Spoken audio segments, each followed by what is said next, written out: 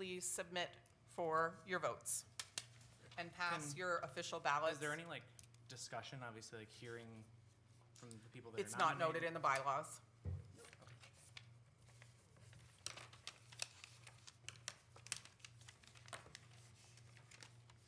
Did we make a motion?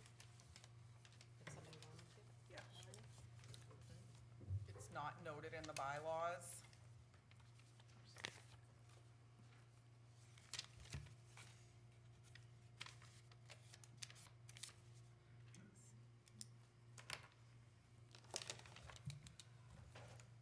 right, so, Sandra? Nora? Sandra? Sandra? Sandra? Sandra? Nora? Nora? Nora? I have 1, 2, 3, 4, 5 for Sandra Strubar. 1, 2, 3, 4 for Nora. Chairperson of the Winchester Board of Education, Sandra Strubar. Congratulations. What's that? Sit down. Can't you see where we're already sitting? You sure? Yep. So you want to do the other first? So now we go to the election of the secretary position. So I will take nominations for the secretary.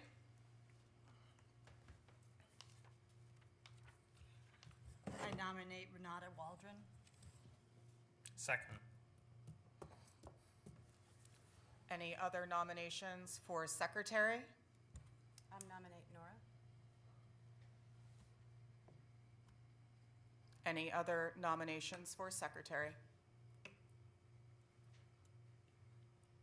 Nominations going once? Nominations going twice? Nominations going 3 times? Last call for nominations. Please vote.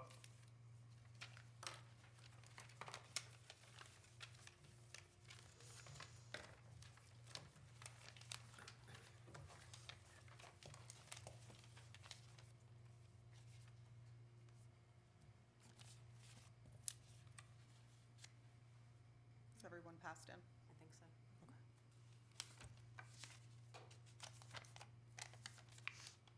Nora? Nora? Nora? Renata? Nora? Nora? Nora? Nora? Renata? Vote 1, 2. 1, 2, 3, 4, 5, 6, 7. Secretary Nora Makarski. Congratulations. Thank you. I now conclude voting and turn the meeting over to the chairperson of the Winchester Board of Education. Okay, I might need some.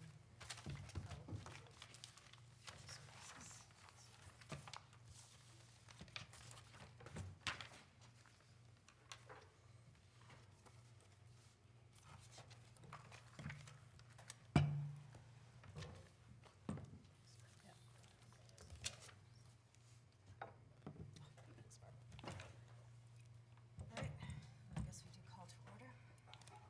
That we do. All right, call to order, please. That means you speak your name, we go down the pipe. Yep. Shane Cinchella. Jonathan Morehart. Jeanette Broder. Nora Mokarski. Sandra Strubar. Melanie Brady Shanley. Renata Waldron. Cheryl McGlynn. Tori LaVetri. Shane DeChamps. Thank you. Now pledge of allegiance.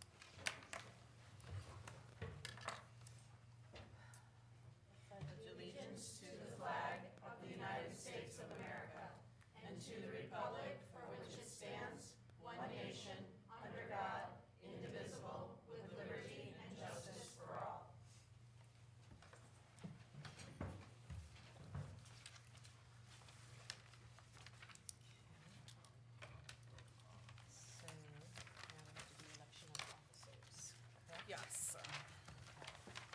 So we have to do committee assignments.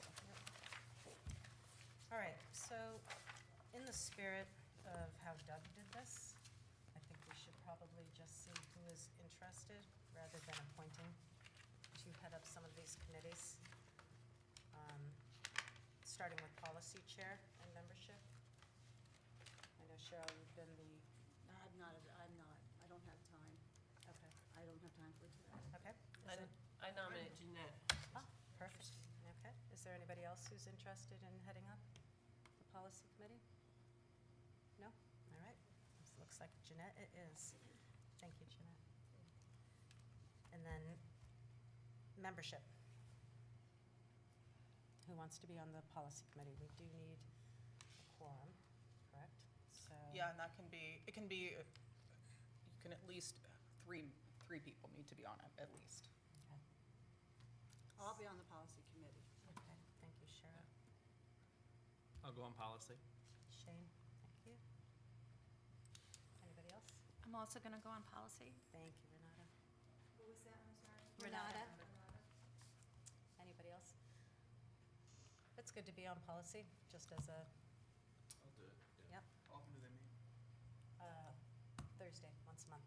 unless- No, Tuesdays. I mean, sorry, Tuesday. once a Last month. Tuesday, it's the fourth Tuesday of the month. All committee meetings are on the same day. Right, At 6:30. right, earlier. So I have Jeanette, Cheryl, Shane D, Renata, and Shane C. Okay. Can I join as well? Yep. Okay, Jonathan, and I will be also. Okay. Meeting at 7 PM, I guess. 6:30. That one we do a little earlier.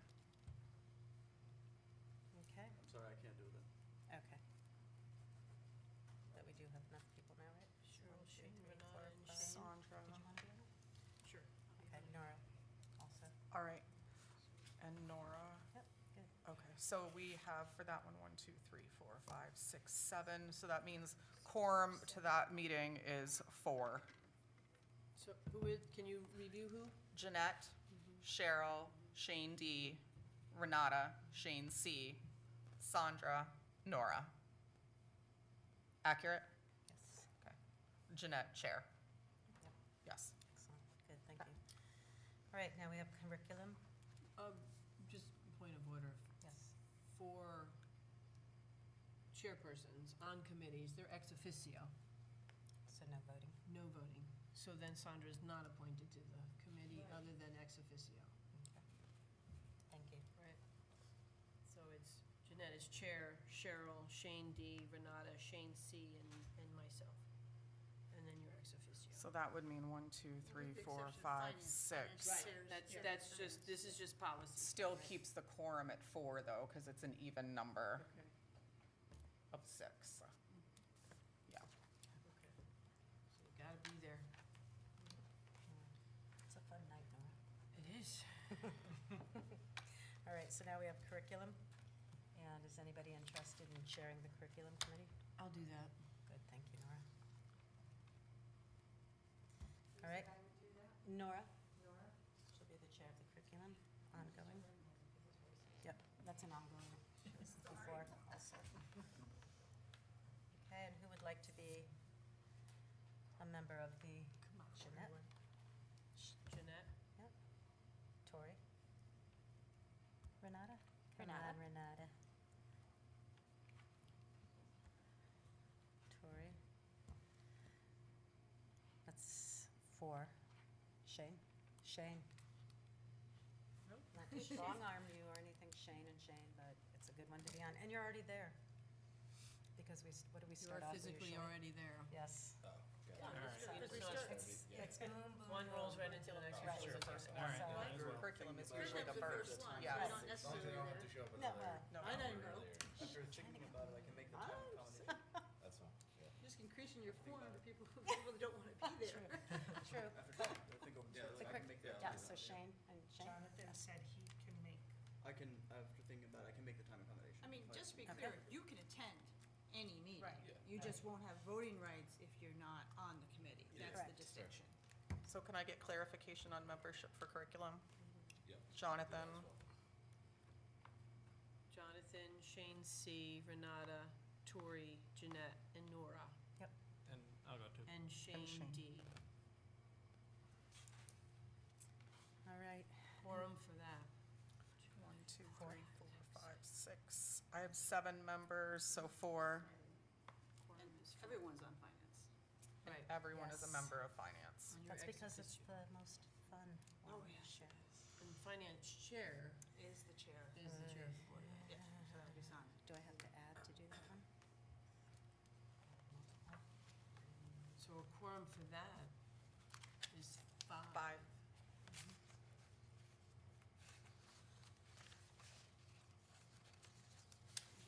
All right. Okay.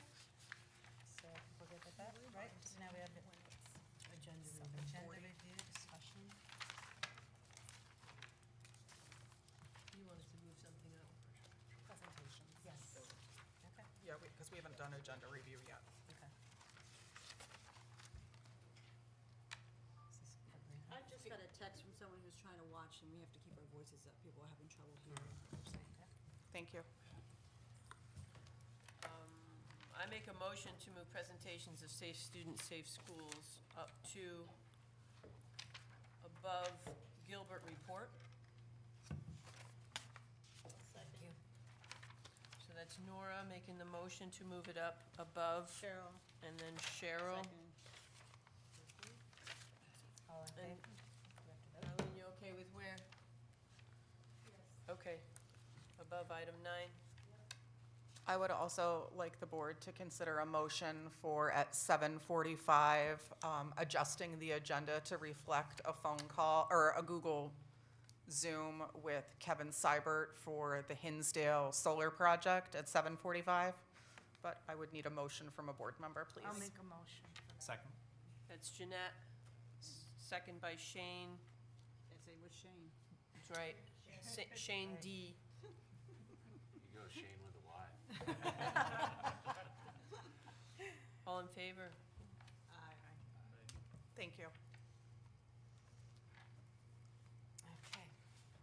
So, And the other, you might want to just double check for which one? for any more movement on the consent agenda. This one? Wait, no, agenda review. Just ask one more time if there's anything Okay. additional. If not, we'll move on. Okay, thank you very much, Sean, I appreciate it. All right, the agenda review, are we going to accept them as they are? Does anybody have any changes they'd like to make? No? All right. Make the motion to accept. I'll make the motion. I'll second Jeanette. All right. Thank you. But I think I'm it's sorry? very light, like the microphone, I don't know if you turned it full forward. Okay, yeah, I'm sorry, it's a bad habit. Yep, there you go. Trying to be incognito. Okay, so we need to vote. First and second was made. All in favor of accepting? Yep, okay, thank you. All right, now comments from the chairman, correct? Yes. All right. All right, so first I would like to acknowledge the Veterans Day ceremony that I went to attend at Hinsdale. It was really nice to see all those little children sitting there so respectfully and bringing their grandpops and uncles and family friends who are veterans, and seeing that we're continuing with a tradition in this town that really, I think, is meaningful. So thank you for doing that. I know it's a lot. I didn't get to go to the Pearson, but I heard it was equally as good. So thank you very much, because I know it's work. Appreciate that. All right, and then I just just want to say a couple of things, that we're committed, I think, to continue to put the needs of the children first as a board, and that we want to give them the best education possible that prepares them for the future. I want to continue to support our hardworking superintendent and the many committed teachers who have been tasked with bringing their best to their students and families. We appreciate you and we thank you. Continue to work together in the same spirit and tone set by our previous chair, Doug Feniger. We miss him. He was great. And then we have goals and challenges ahead that we're going to be working towards as a board, I think, and one of them is increasing our test scores. We don't want to just be at the state average. I think we want to exceed the state average. Moving children forward from the deficits created from COVID. We've talked about that for the last 2 years. And a commitment to working towards an excellent working relationship with Gilbert so they too can provide the best for our students. And I think the MOU is a first step in the right direction, and I want to continue working towards that goal. Because in the end, it's all of Winsted and Winchester who will benefit from an excellent primary and secondary education as we all work together. And thank you. And let's get to work. Okay. So, public comment. This is always the fun one. I flip to that page. Do I have to read every single part of it? Yes.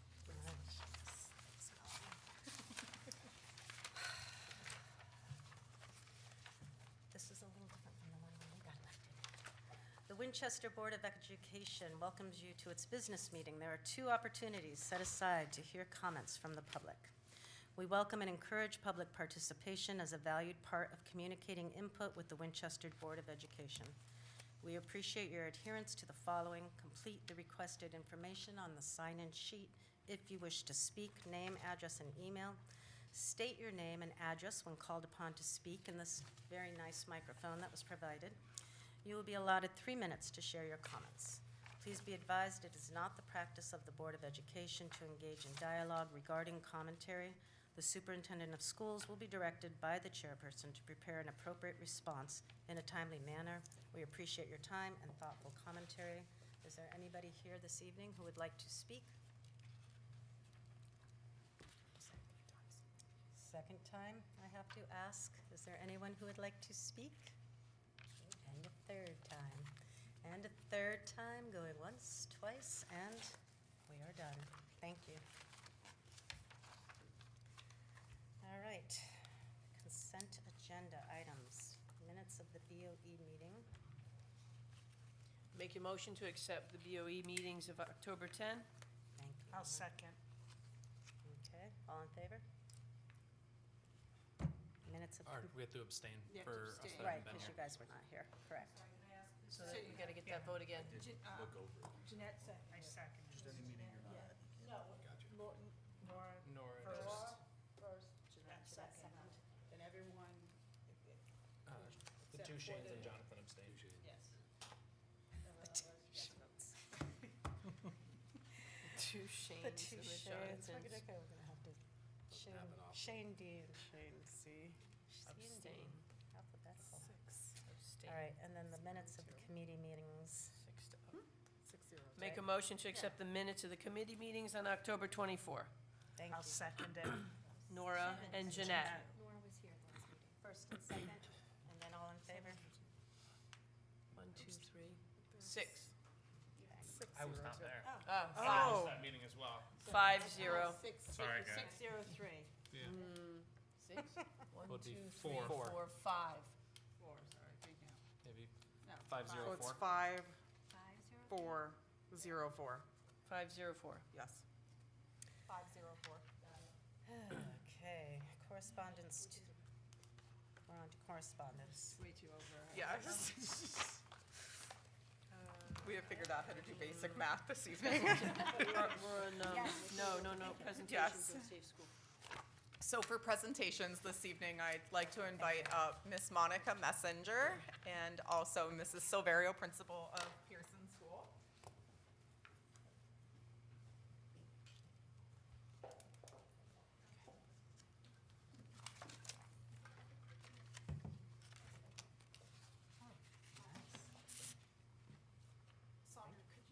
just That have to little turn red around. button, could you just hit that button underneath right there, please, if you wouldn't mind?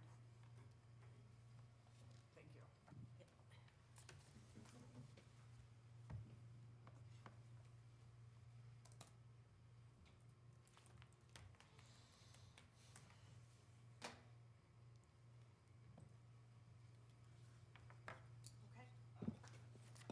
So we're gonna start with a workshop idea. This was the first time that we did this with our 5th and 6th grade students. So we noticed that our students needed some support around how to assert themselves in a positive capacity to be able to affect our school environment in a way where they could speak positively, create a safe environment, but also advocate for what they needed to be able to say with their peers in a way that was respectful.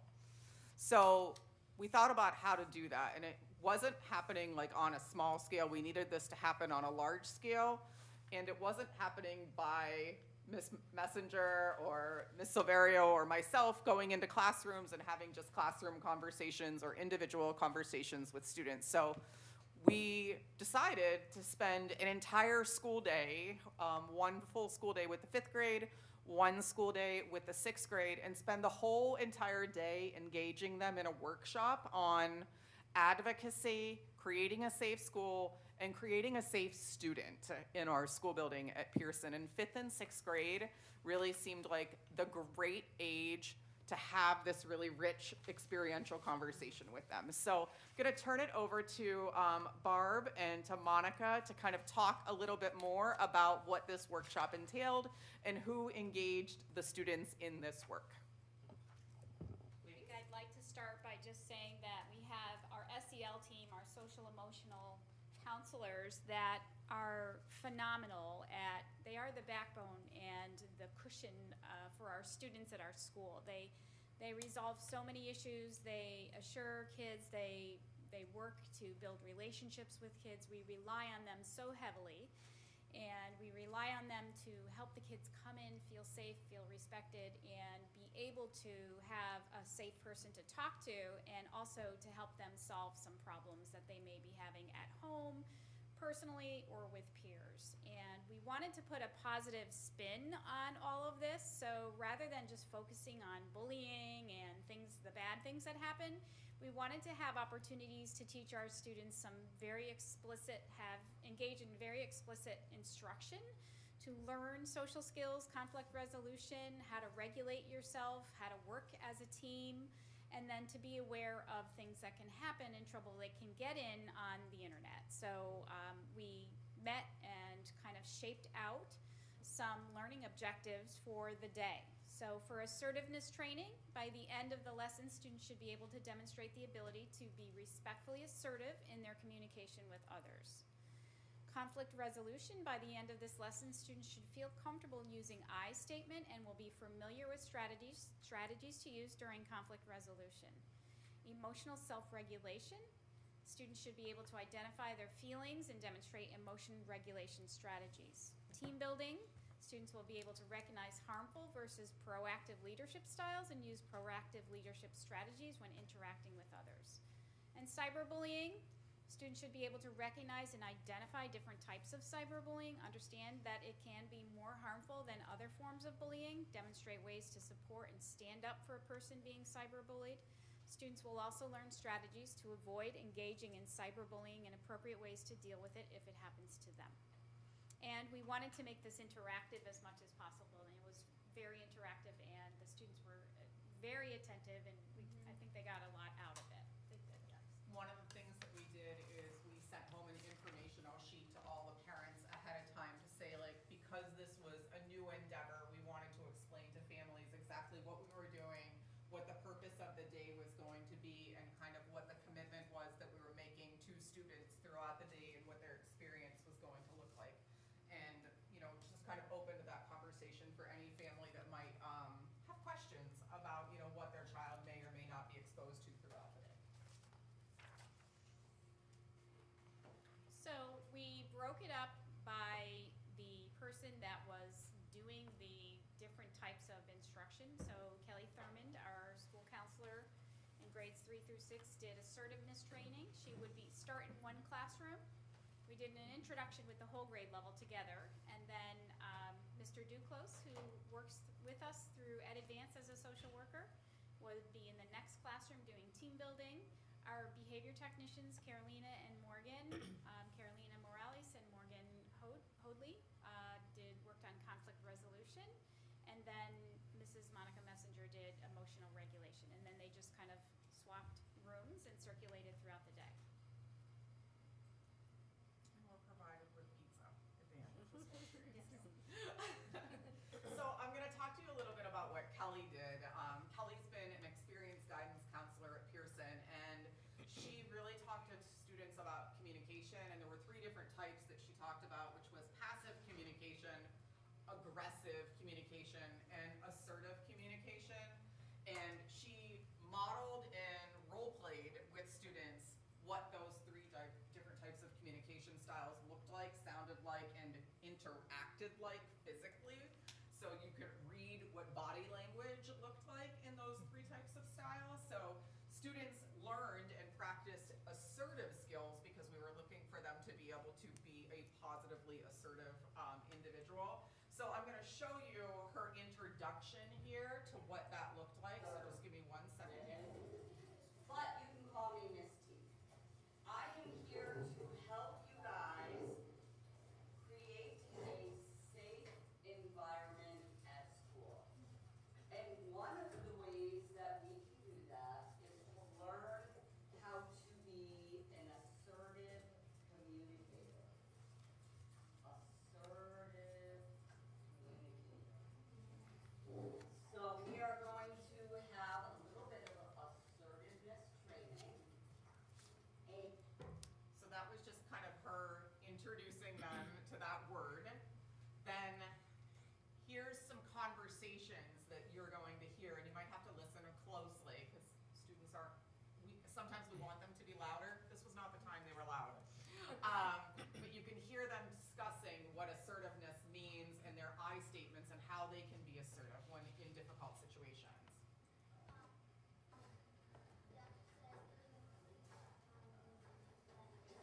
Can you please stop calling me that name? Excellent. Will you please stop saying that? Yep. Excellent. I don't like the name you're calling me. Please stop.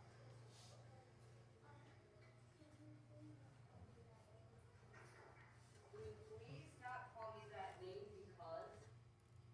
So she practices with the students, you know, how to be assertive, get your needs met, and use that I statement. Can you please not call me that name? You know, making sure that they're getting their needs met. So Ms. Silverio is going to talk to you about conflict resolution. So our behavior technicians, as I said, worked with students working on conflict resolutions. They learned 3 types of conflict that can happen while in a school setting: peer conflict, classmates conflict, and conflicts with teachers or adults. And the strategies they learned were using the I statement: I feel, when, because, can we try, creating a compromise and understanding that both individuals will make a significant in order to achieve a goal. I think contribution is what we were trying to say. Understanding the difference between a conflict that is in their control, can be solved with an I statement or a compromise, and conflicts that are outside of their control. An adult is needed due to a compromise or an I statement not solving the conflict. So oftentimes when there are a conflict, the first thing we'll ask is, do you need adult help? You know, we want the kids to make the decision about and take the initiative to try to solve the conflict themselves. And with these skills, they can. And with the statements and the sentence starters, they can learn how to initiate those kinds of conversations. Sometimes simply saying, stay there, you guys talk for a second, see if you can work it out. I'm busy with this, and oftentimes I step aside and I am busy, or I answer a phone call and they start talking to one another, and sometimes they're smiling and apologizing. So we do want the children to learn how to solve their own conflicts, but also let them know that adults are there if they need the help. So Monica talked about mindfulness and self-regulation with them. So in my presentation, I went over the zones of regulation with the kids. So being in the red, yellow, green, blue zone and what each emotion is in each zone. And then I played a wonderful song for them that I thoroughly enjoy called The Zones of Regulation. And it sings to them and it annoys them, but they remember it by the end of the day and they're all humming it. So I know they were paying attention. And then after we do the zones, we talk about emotions and feelings and how they're kind of different. Like, you know, I feel happy and you can see that I'm happy, but you don't know, you know, when somebody is anxious. So we kind of went over the difference between that. And then what I had them do was, I brought in some examples, is we did feeling thermometers.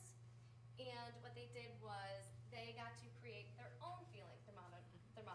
So all I told them was it had to have numbers on it, and you had to tell me what you were like gauging on your thermometer. So I brought some of them that I really enjoyed, and the kids did such a great job on them. So I'll pass them around because they're really great. Good So while artist. she's doing that, Yeah. I'm gonna play her video. So, are you guys ready for my presentation? Yeah. Okay, I hope so. So, our objectives today are gonna be, by the end of my lesson, you guys are gonna be able to identify your feelings and demonstrate emotion regulation strategies, okay? And you're also gonna know the difference between emotions and feelings. Does anybody know the difference before we start my presentation? No? Okay, good. So you all should know that one, right?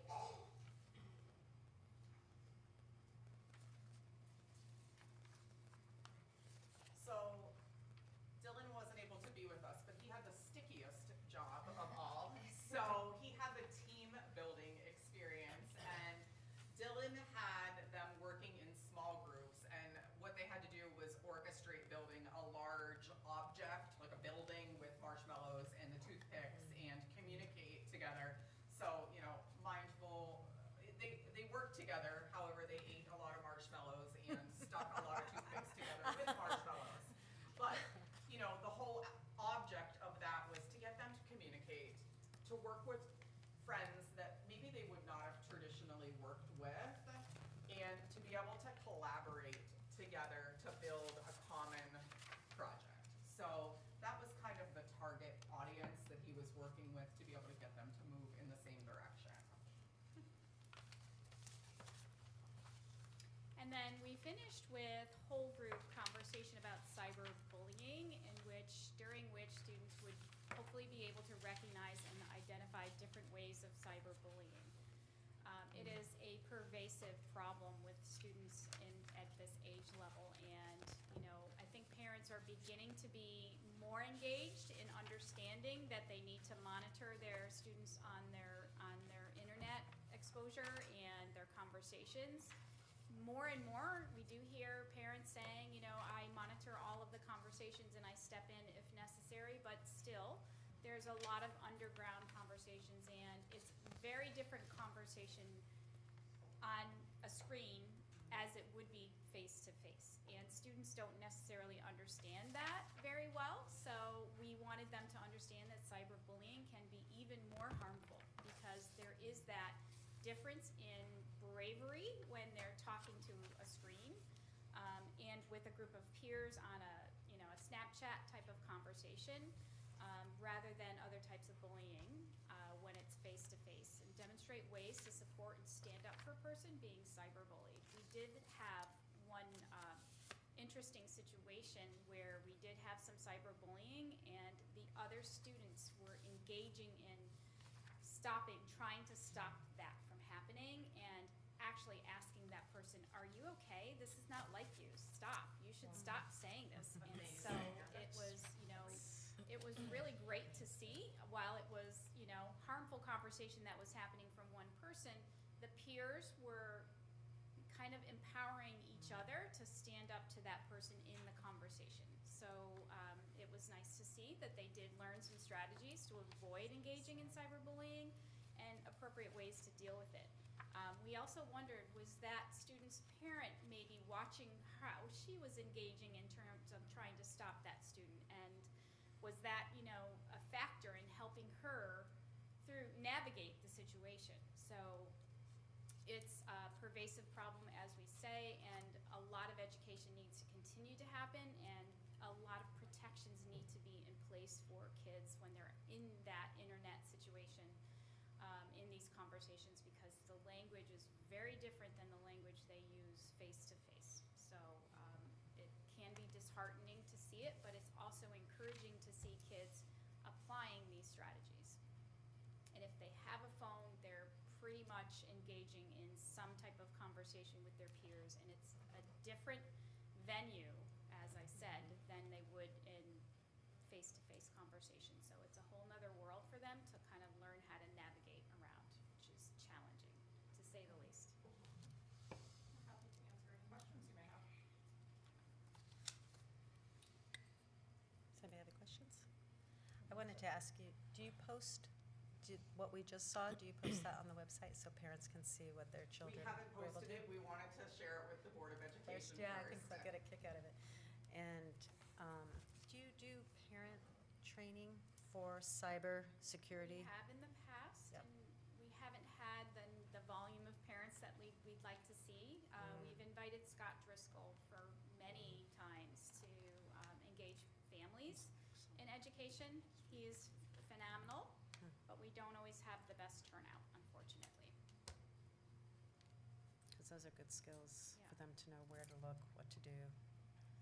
I wonder, just on that note too, Sandra, is like maybe like just on the WPS Facebook page, just like doing like tips for parents or something, like little quick, strategies maybe at home, just like, hey, maybe that's something that would, That's a great idea. Be good. That's a great idea. Yeah, yeah. It's a great idea. really good. Thank you. Thank you. Can we just hear that song? Yeah. All right. I know, I'm gonna sing it, no, no.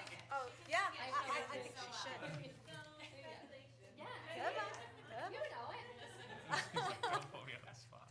It is a wonderful song, though. Do you want me to pull it up?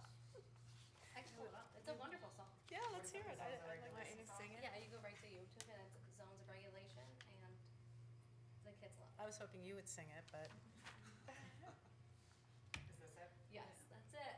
I can't on the spot, I already forgot. Are you happy? Are you sad? Are you excited? Are you mad? Are you anxious? Are you glad? Let's talk about the zones of regulation. See, catchy, Are you I happy? know. Are you sad? Are you excited? Are you mad? Are you anxious? Are you glad? Let's talk about the zones of regulation. When I'm feeling tired or a little sad too, what color am I? Blue. Are you happy? Are you sad? Are you excited? Are you mad? Are you anxious? Are you glad? Let's talk about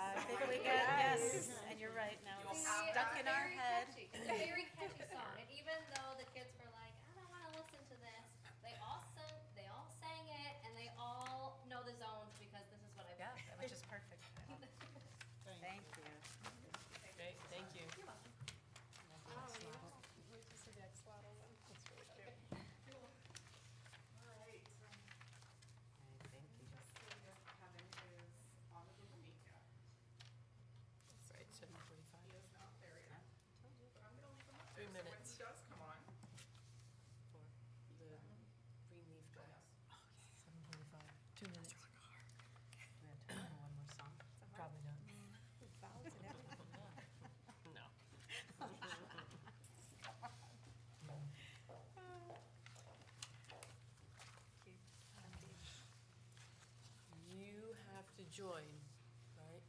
Yeah, it says he's not even there. Yeah. It is good to join. Yep, you can join us. All right, thank you. Speakers behind that TV apparently, that's good. I didn't think we had speakers. He's gonna be joining momentarily.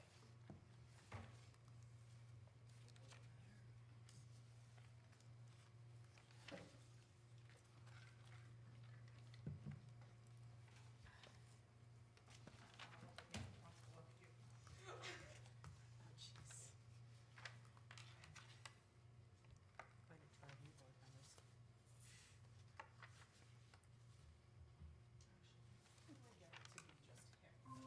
There it is. All That's right. it. Can he see us? I don't know, but I'm waving. Hi, Kevin. Hello. Hi. Nice to see everyone. You can see us? Yes, you can. That's great. Yes, I can. Amazing technology. I recognize the room. Excellent. Hi, Kevin. How are you? Thank you so much for joining us this evening. It's my pleasure. Thanks for having me. You're welcome.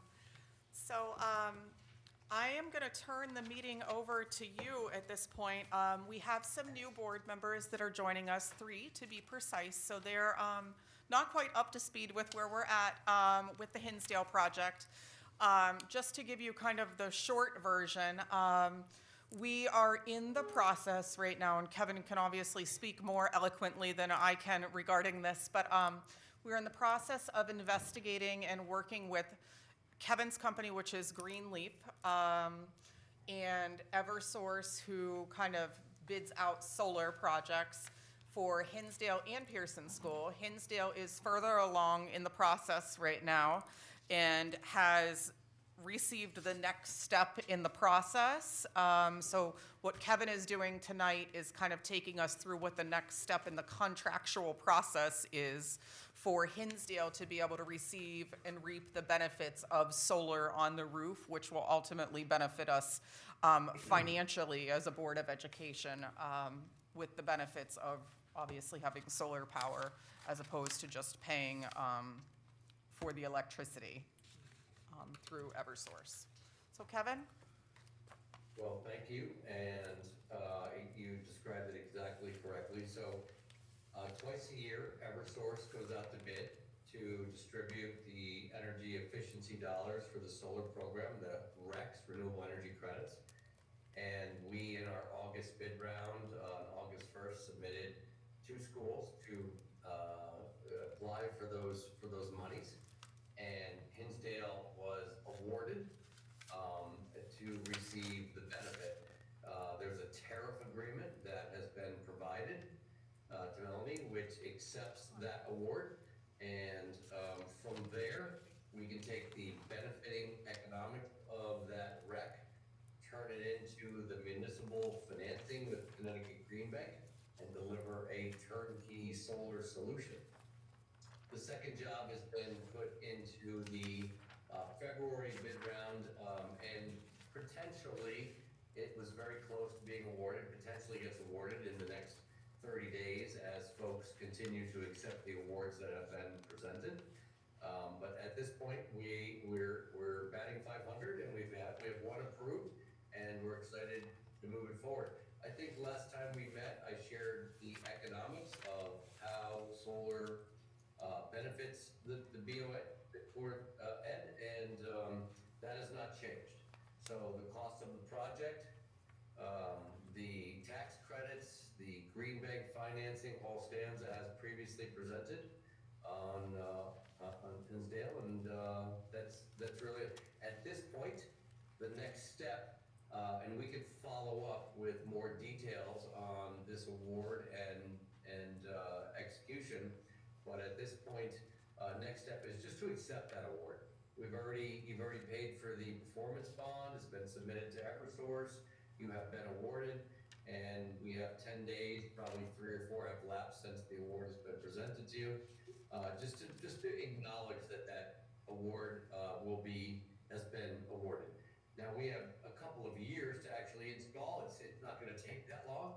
It's our intention to, upon execution of that, remind you of the economics, probably through the Connecticut Green Bank, using the municipal financing program and the tax credit program of how to move that forward.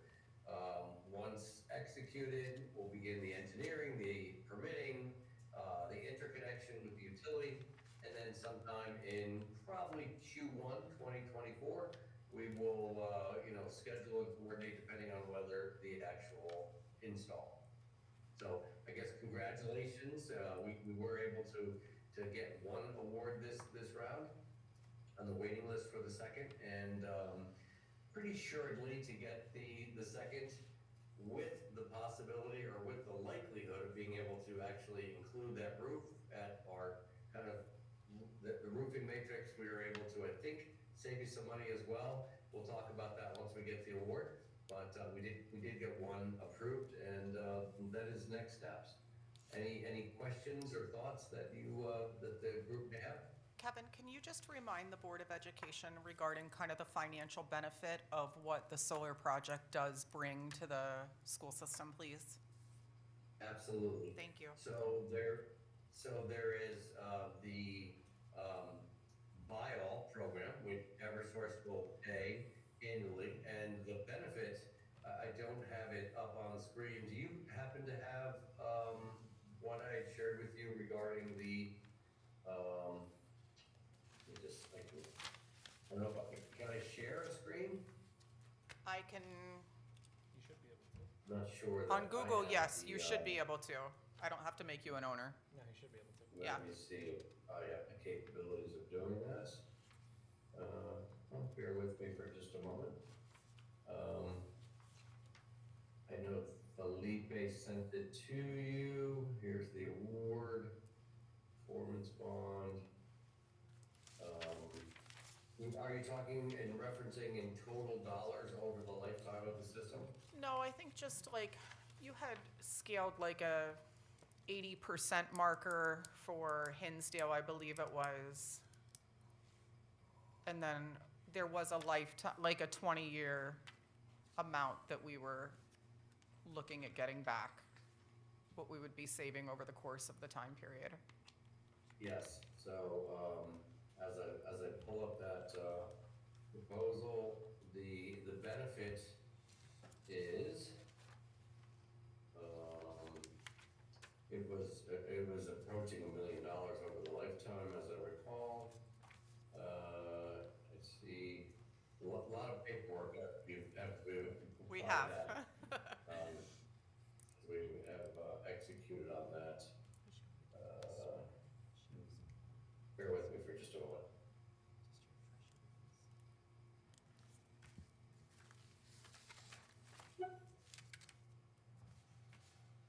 This dates back a little bit. So most importantly, I think there's no out-of-pocket cost to the BO, the Board of Education. And the tax credits, which is a unique situation, now applies to not-for-profits and schools. And so under the Connecticut Green Bank mechanism, we are able to take those tax credits and apply them right to basically the economics of the deal. So, day one, the system gets installed, and the Green Bank basically finances the entire project. Over the first year, there's a small benefit, which will be as a credit from Eversource, and just want to make sure I have the right one here. I've got this. So the total system has a cost of about $429,000. The annual revenue is about $28,000. That is a guaranteed payment from Eversource for 20 years under the program. They basically provide a low-cost municipal financing, and over time, the annual benefit is 20,000, increasing over the lifetime of the loan, with a total benefit over the guaranteed lifetime of the system of about $709,000.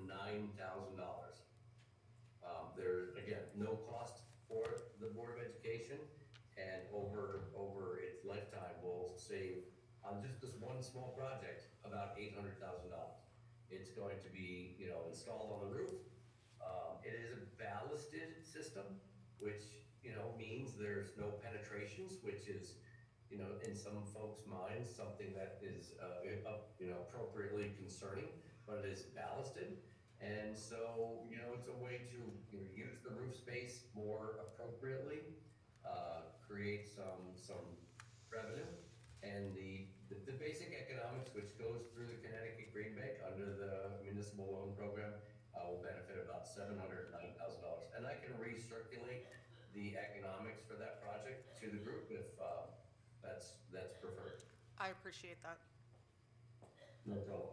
Most importantly, because there's a 10-day time period from the award. I mean, it's been months. Well, you guys actually, if I recall, came in sort of at the last moment, and within 4 or 5 days of submission, we got the paperwork miraculously executed and the bid performance bond executed. So congratulations on that. And we did win one of them. I can recirculate that, but it's about $700,000 over the warranted lifetime of the system. Does that answer the question, Molly? Yes, thank you so much. You're welcome, and I'll recirculate it, I'll put it at the top of your inbox. And at this point, there's no cost or obligation, but only that you receive the award, and we're recommending strongly that you execute it, otherwise it will be, distributed to the next person in line. So there's no downside to just, basically signing that document and getting it back to Eversource.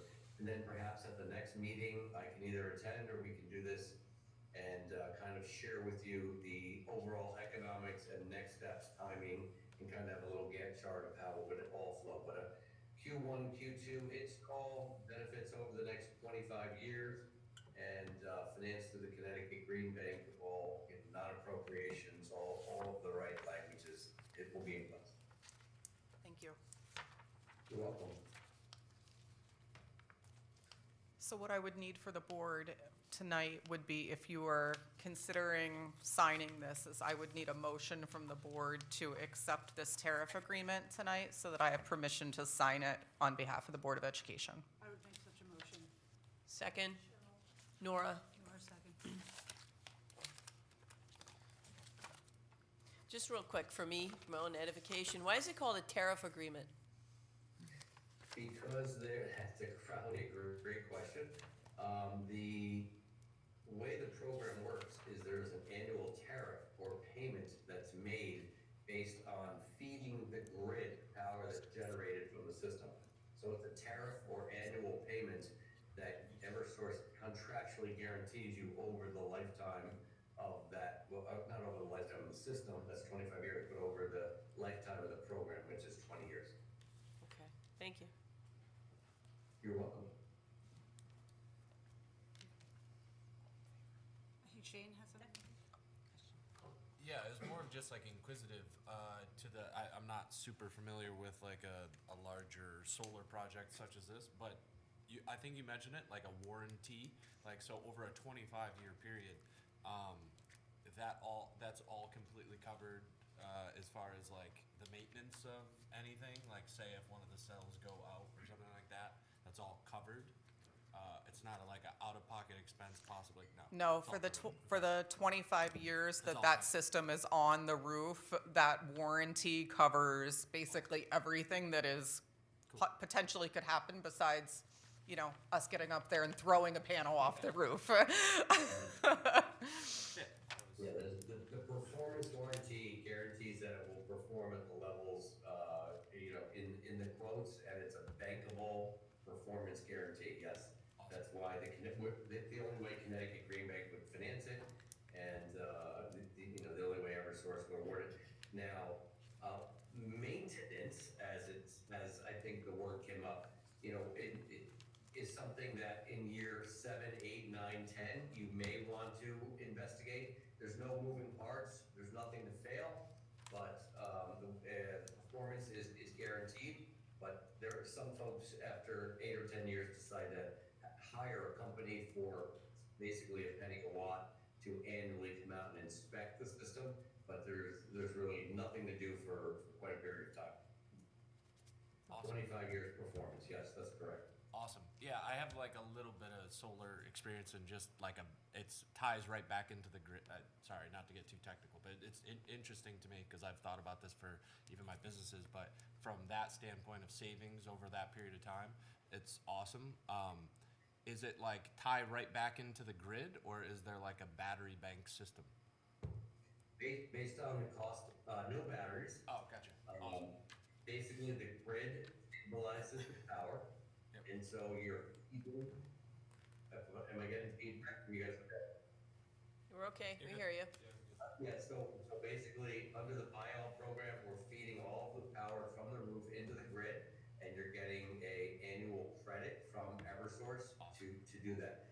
And because, as you can imagine, as clouds come and weather, you want to make sure that the power is stabilized and converted from DC to AC. And the grid, by requirement of the Public Utility Authority, requires that they do that for you and, move you this 20.9 cents, which is what you're awarding credit. Awesome. So the grid stabilizes it. There's no battery. In a small residential system, if you're off the grid, batteries will come in play. And you might want other solutions in the event of a long dark period, but you don't need that with this system. It's all stabilized by the grid. Awesome. Thank you. You mentioned inspections, that would be paid for by the Board of Ed then, if we wanted to do one? So typically, beyond years 8, 9, 10, as the system starts to age, you may want to incorporate what's called an O&M, Operations and Maintenance Agreement, which on a system this size would be, $1,000 or $1,500 per year against that cost, just for folks to come out and, make sure the bolts are tight and the ballast is in place. It's an optional feature. I'm not sure it's necessary, in my opinion, but over time, you certainly don't need it in the first 6, 7, 8 years that the system is installed. Again, unlike most systems that are doing something, there's no moving parts. Once it's installed, it's ballasted on the roof and just collecting the sun as it shines. Okay. Any other questions? You have to speak up. Sorry. Any other questions? No? We have a motion. All in favor? Okay. Unanimous. Melanie? Just sign that? Thank you. Thank you. Thank you. Tariff agreement. My pleasure. And prior to your next meeting, I'll put together a short bullet point of next steps and, all of the things that you'll want to know to make it, easy to share and understand. So we have kind of a scope of work and timeline and get that done for you. Thanks, Kevin, and I'll get that to you tomorrow. Good. I think it would be, Thank you, everyone. Thank you. thank you, Kevin. Have a great meeting. Have a great night. Wait, Bye. before he goes, Oh, sended him. Hold on, he left.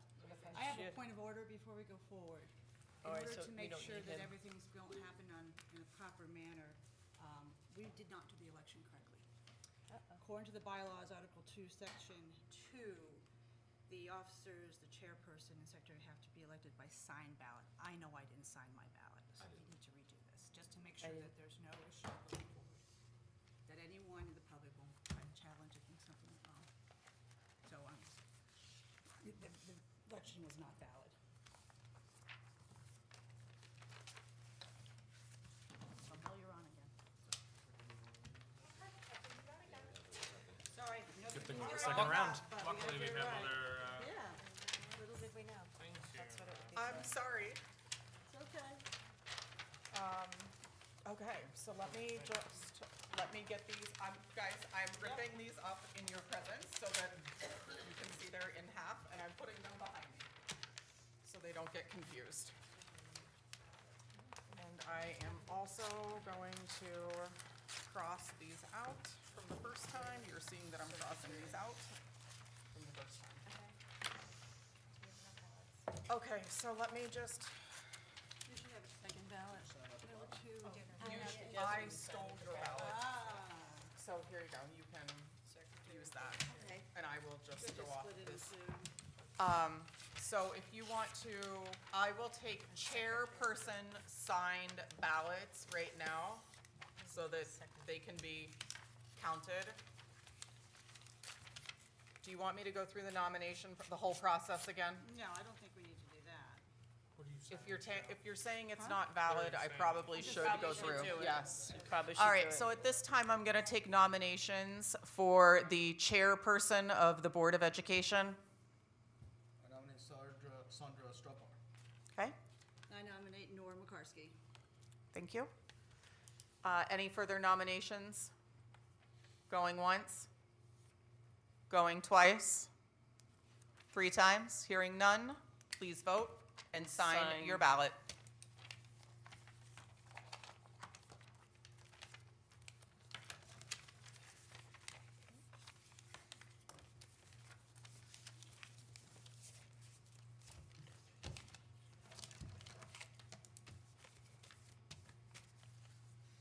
Everybody sign?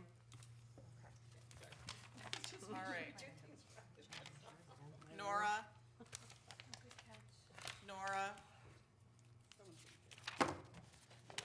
Sandra? Sandra? Nora? Sandra?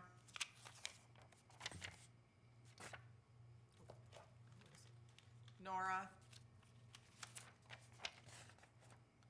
Nora? Sandra? I have 1 for Nora, 2 for Nora, 3 for Nora, 4 for Nora, 5 for Nora.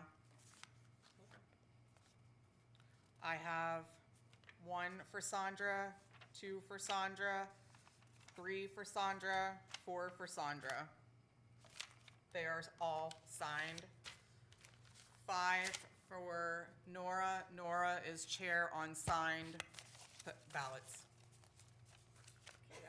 Interesting. That is very interesting. That is. Let's go to secretary, signing our Secretary. ballots. Signing ballots on secretary. May I take nominations for secretary? I nominate Renata Waldron. I nominate Sandra Stropar. So I have Renata, Sandra,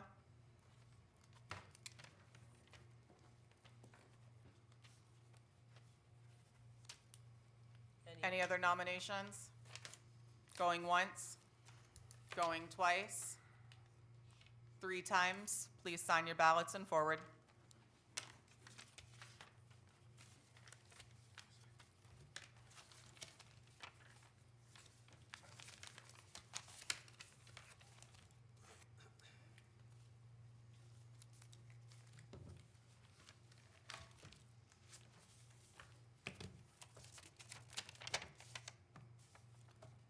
Renata, Sandra, Sandra,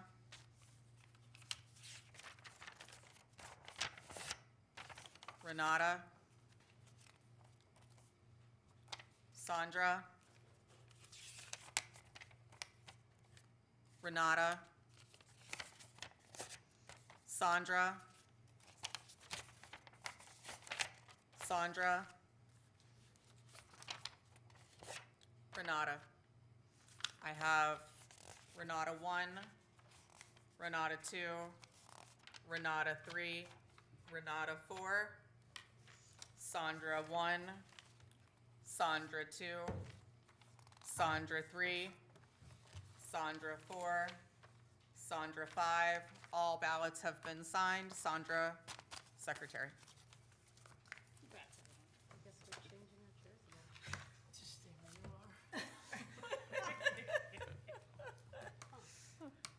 Would anyone like to change any information for committees, or are you maintaining committees as they are?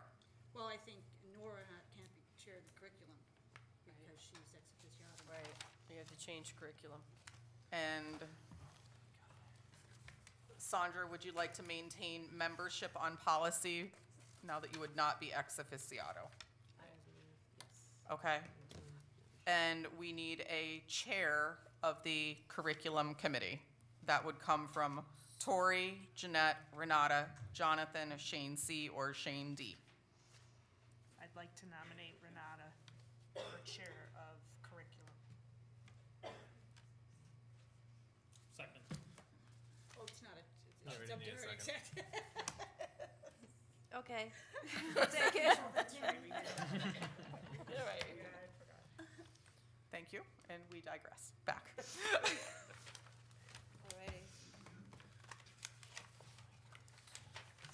All right, Darlene, we're gonna add that to the. Yeah, because that's not in the directions. So, Sauce her eyes. all right. Okay. All right, now that that's taken care of. Item number 9, Gilbert Report, Board of Education Representative. Okay, that's me. We've had 2 Gilbert meetings, Gilbert Court meetings since the last time we've met as a Board of Education. So on 10/18, the Gilbert Court met and Becky Terrell from Ed Advance presented a report and answered questions regarding the food service programming at the Gilbert School. Christopher C., okay, I don't know how to pronounce his last name, the Chief of Police, Susie. Susie, thank you, in Winchester attended the meeting to answer questions about ASO versus SRO and security at the Gilbert School. Security has been a monthly standing agenda item for discussion. Sample draft items regarding ASO, SRO were presented as part of the packet for review. Calendars were revised, and a graduation date of June 7th, 2024 was approved.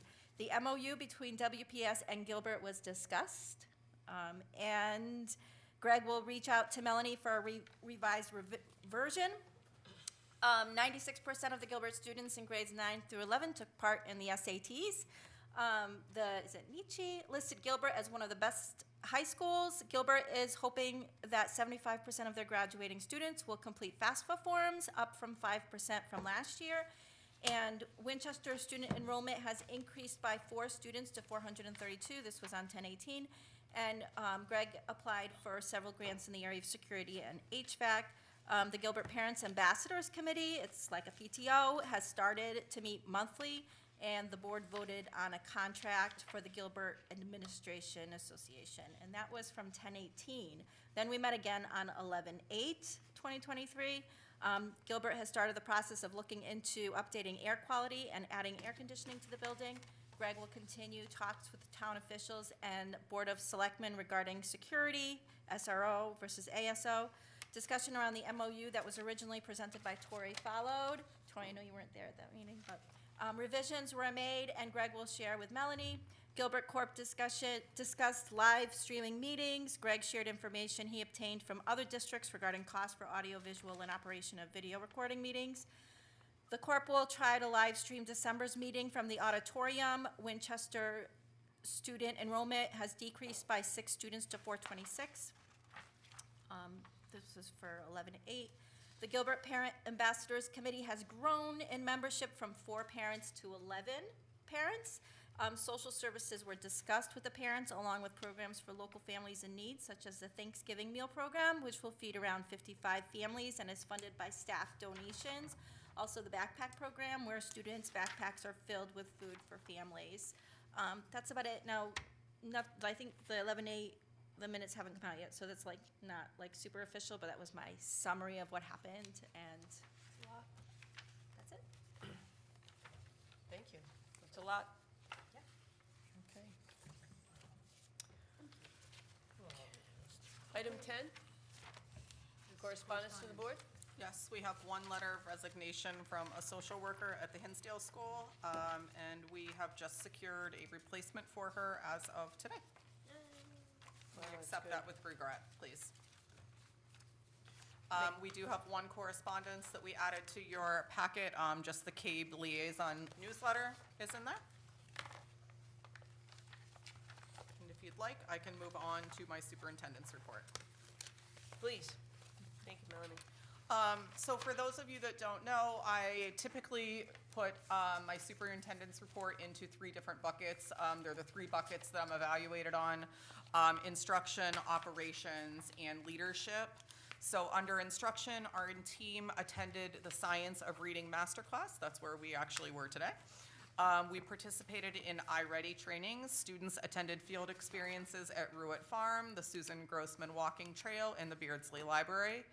I held a conference call with Ralph Nader to discuss his suggestion that our students should read a book and hold a leadership discussion that is being videotaped nationally. So I will bring that suggestion to the Board of Education for December for consideration. Our team, which is our new teachers that are to the district, so held their fall orientation. We held our bi-weekly attendance meetings. Over 300 students attended our STEAM night. So that's science, technology, engineering, and arts, mathematics. So Rachel Manzer, along with a bunch of teachers at the Pearson School, put on a fabulous evening for families and students to come and engage in hands-on activities under those content areas, and over 300 students attended that evening, and the place was just packed. It was an amazing evening. We held paraprofessional and first round interviews for social workers. As I said, we've concluded social work interviews and have an accepted candidate today. Students in 5th and 6th grade participated in the first annual Safe Student, Safe School workshop. We held a meeting to plan for our November 7th professional learning. Veterans Day ceremonies were held very successfully at both schools. Walkthroughs were held on November 9th and focused on the science of reading. We held pre-K and K planning meetings for the 24-25 school year. Student learning objective meetings for teachers were held. Students at the Hinsdale School participated in the Harvest Parade, which is the cutest parade held in Winchester every single year. 217 students had perfect attendance during the month of October. Administration met with every single grade level to review student behavioral concerns. So Rosie, Barb, Cassandra, and I, Emily, sat down with every single teacher within the district and reviewed student behavior with them, any concerns they had, things that were going well with them, and just had a personal 40-minute conversation with every single grade level, spent an entire 8-hour day with teachers, just talking about things that they need, how we can better support them, and how we can better support the students within their classrooms. And then I participated in the District Alliance meeting under building operations, reviewed all financial and payroll accounts while Nancy was out ill, and boy, oh boy, am I glad she is back. Thank you, Nancy, and welcome back. Held a transition meeting upon Nancy's return, which I was ever so happy to have. I was out of the office for 4 days recovering from an unexpected illness, was available much of the time as humanly possible, but participated in most meetings virtually. For those of you that did not know, COVID took me out for 4 days. So participated in a tabletop exercise, which is a security exercise focused on a town-wide emergency response. And Nancy and I met for the first time regarding our 24-25 budget. So that work is already underway. You're going to see more information in regards to the Board of Education and that work coming up in tonight. And participated in the CAPS Board of Education or Board of Directors meeting. For those of you that may not know, I am the president of the Litchfield County Superintendent's Group. So I work in partnership and lead the group of superintendents here within Litchfield County. I attended 2 Litchfield County Superintendents meeting, attended a CAPS legislative meeting. I met with Miss Murphy regarding her coach. So she has a designated mentor coach this year. Since this is her first year as the Director of Student Services, Connecticut Association of Schools has assigned her a mentor this year. She's an expert in her area to be able to provide her expert mentorship in that area this year, free of cost to us. Attended the 3rd Friday meetings with the Commissioner of Education. Mrs. Silveria and I were interviewed on school improvement by an 092 student, and that's a student who is looking to become a principal.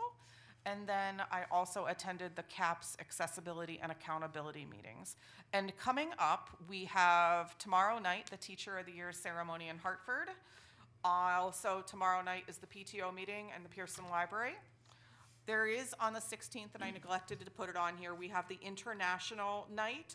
Emily will be hosting that in partnership with our Family Resource Center, and it is for any family to attend, but it is an international night focused on our multilingual learners, specifically our larger population of Hispanic learners that we have in the district. And we are serving dinner that night, going to be teaching about educational access, how our multilingual family learners can access the educational programming within the district.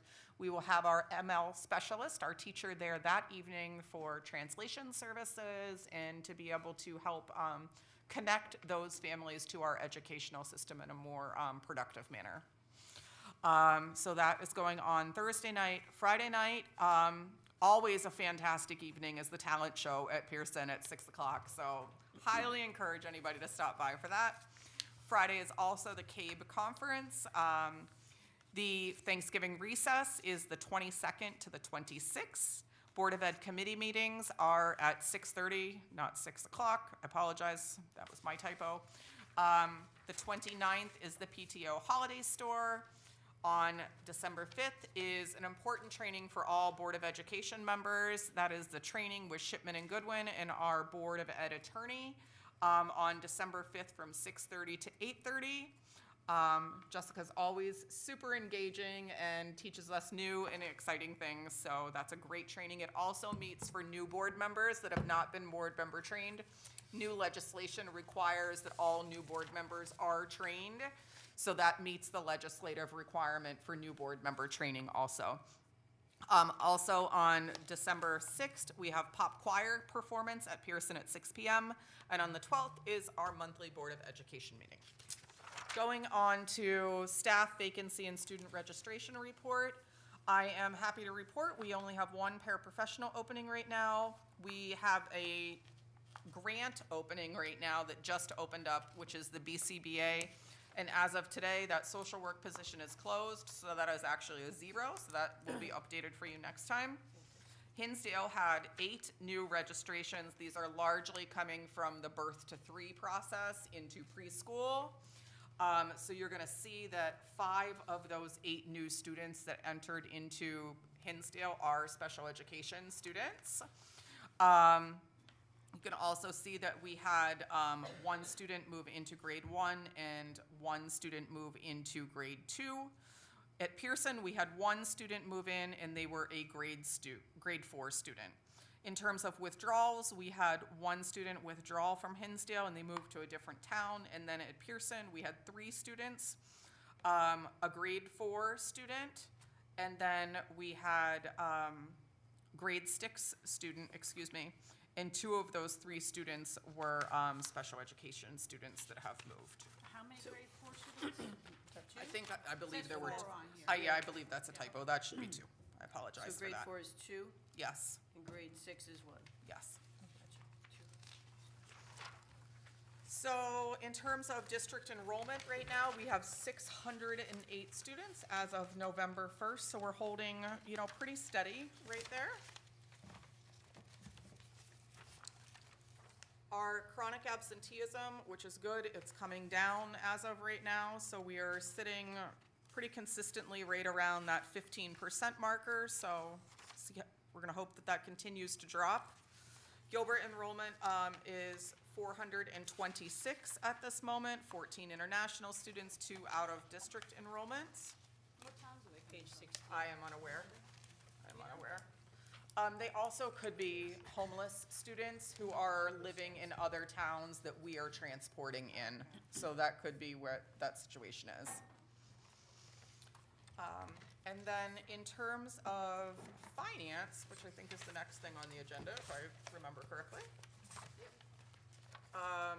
If you would refer to the stapled packet that I gave you, rather than what is in your packet, because we have updated that information. Not up, some of The only thing that has not been updated is the food service. Everything else has been updated. All right, thank you. So, on the revised first page there, and I'm gonna try to handle this since Nancy's voice is still not in the best working order, but I may call on her if there are questions outside of my scope. So, under the town appropriated right now, we are looking at a projected year-end balance of $6,079.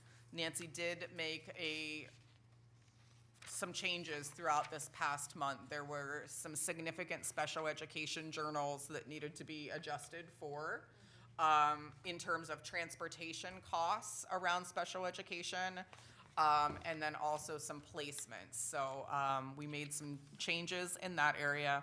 In terms of town capital funding, there's still $10,000 in there. Non-lapsing fund, some of that was left in there is $106,000 projected towards the end of the year. In terms of grants, there's projected to be $767,000 at the end of the year, and then Medicaid reimbursement looks like that will be used by the end of this year. So we're looking at having a significant overage balance in our budget? More money? Not for town appropriated, no, because those grants are carryover The carryover, funds, okay. yes. So Melanie, the 106, the non-lapsing fund has come from, I guess you're gonna present it.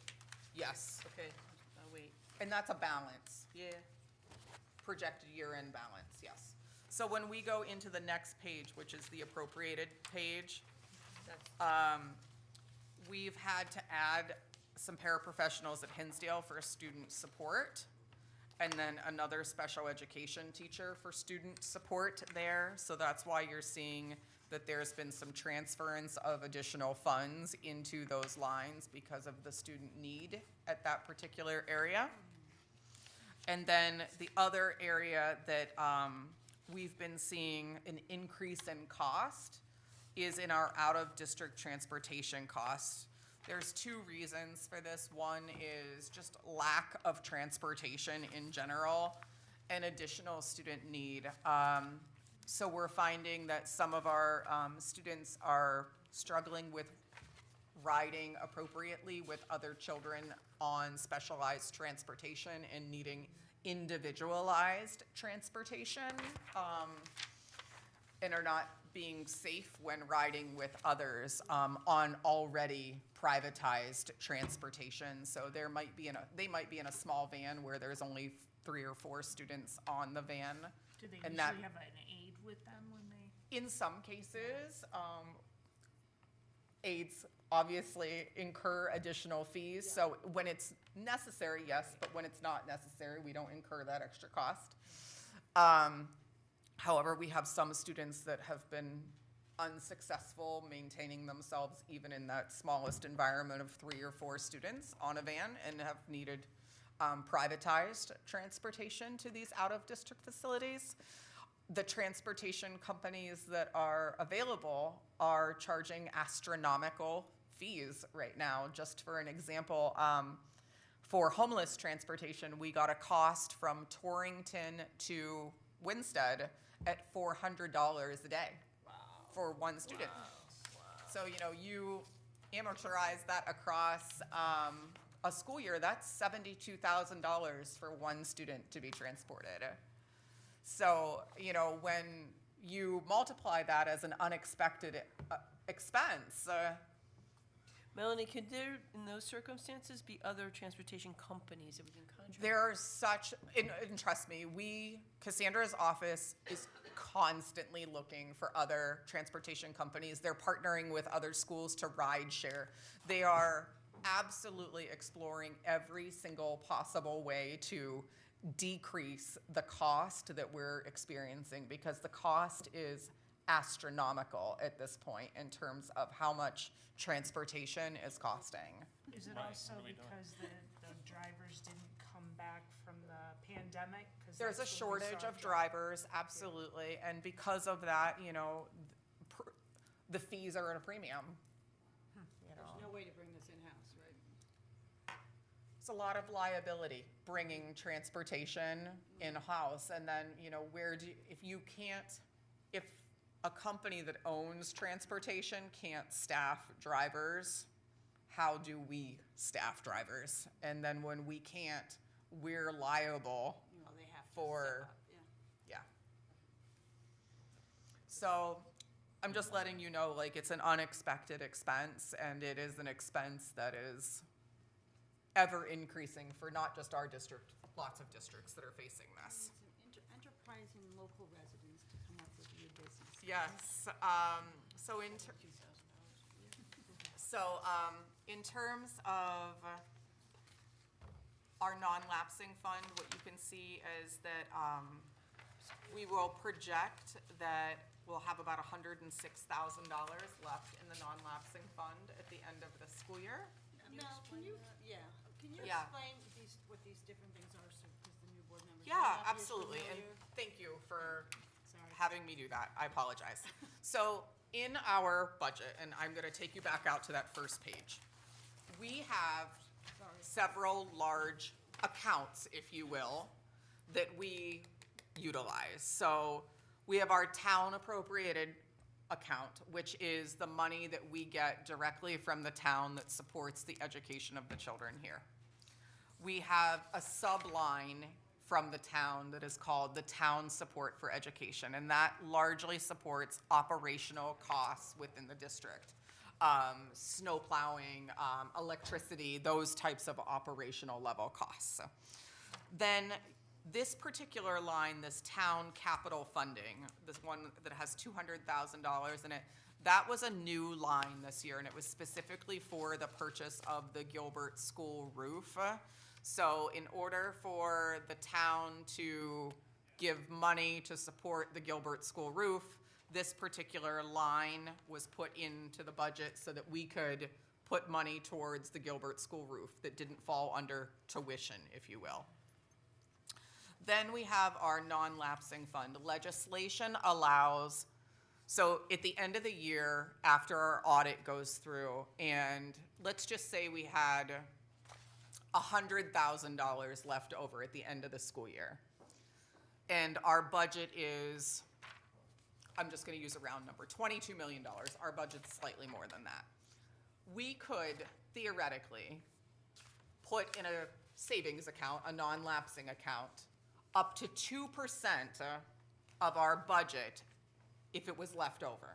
So if we had $1 million left over at the end of the fiscal year, we could only put away 2% of that. The other remaining amount, which would be about $600,000, and I'm just using ballpark figures right now, would need to go back to the town. It would be returned back to the town. But the board, at the permission of the Board of Selectmen, could put up to 2% of the appropriated amount in a non-lapsing fund. But the caveat to that is it has to be approved by the Board of Selectmen. So right now, and this has historically happened over several years, we've had money in a non-lapsing fund. The big thing that we don't want to use that money for is to quote unquote supplant, you know, a budget. So let's just say when we go into budget planning this year, you don't want to say, oh, there's $106,000. You don't want to use that $106,000 to fund a principal's salary because next year you're going to be looking for $106,000 that's not going to be in your appropriated budget. So we don't want to use that to supplant because then it creates a cliff. So we use that for items that are one-time, non-reoccurring expenses a lot of times. Then we have grants, which we apply for many because it's free money. Doesn't come from our local tax base. It's free money for us. And right now, Nancy, off the top of my head, I want to say we have 45-ish type grants. And growing. So we do, and there's no special grant person in this district. You're looking at the grant people right here. There is not a person that sits in front of you right now that does not write grants. Every single one of us writes grants. Every single one of us gets grants. And it's Nancy that oversees all of those grants with her office, all 45 of them right now plus. And that helps to increase our ability to provide unique opportunities for our kids and unique services for our kids, but it decreases the amount of tax-based revenue that we're seeking from the local area. So that's an opportunity for us. And you can see how big, you know, that nugget is. 3.249 million, you know, was the adopted number, you know, before. So that's a big number of grants that we had before. And then Medicaid comes from the services that we charge for. So OT, speech and language, when we do like a suicide assessment or a risk assessment, our service providers that we have within the district can charge insurances for those services that we deliver to children, and then we get monies back out of Medicaid from that. So that's a revenue, if you will, for us. And then if you want to see the listing of grants, what you would do is turn to the last page, which looks like this. Those are the listing of grants that we have, and come time for budget, what you'll get is a list of what all of those grants are and kind of what a short synopsis is of what each purpose is for each one of those grants. And if you don't want to wait to understand what each one of those grants kind of encompasses and what they do and how they serve us, Nancy or I are happy to meet with you to be able to kind of give you a quick understanding of what those grants encompass. Is there a reason why some are blued? Just, they're blued? Do you want me to Better? answer that? Do you mind? No, not at all. So, on the left-hand column, where they're grayed out, that means that they're done. Over. Signed, sealed, delivered, used up, can't touch any leftover money there. And you all have known me long enough that you know my mantra is you never leave money on the table where grants are concerned. And unfortunately, there was one this year that we couldn't use all the money because it was so constrained in how the money had to be used. And it had to be used specifically for students with dyslexia. And we don't have a bazillion students with dyslexia and then to provide the services for them. So we're gonna have to give, if we've drawn down more money than what the balance is, then we'll have to pony a little bit back up to the state. They're very quick to bill us at the end of the year after the audit, which is Thursday. So, that's a quick synopsis of why those are grayed out. Any other questions on finances at this moment? Thank you. You're welcome, and thank you for bringing that to my attention. I should have done that. I apologize. I just know when I started, it was like, It's overwhelming, 100%. Thank you, Melanie. You're welcome. Budget calendar review.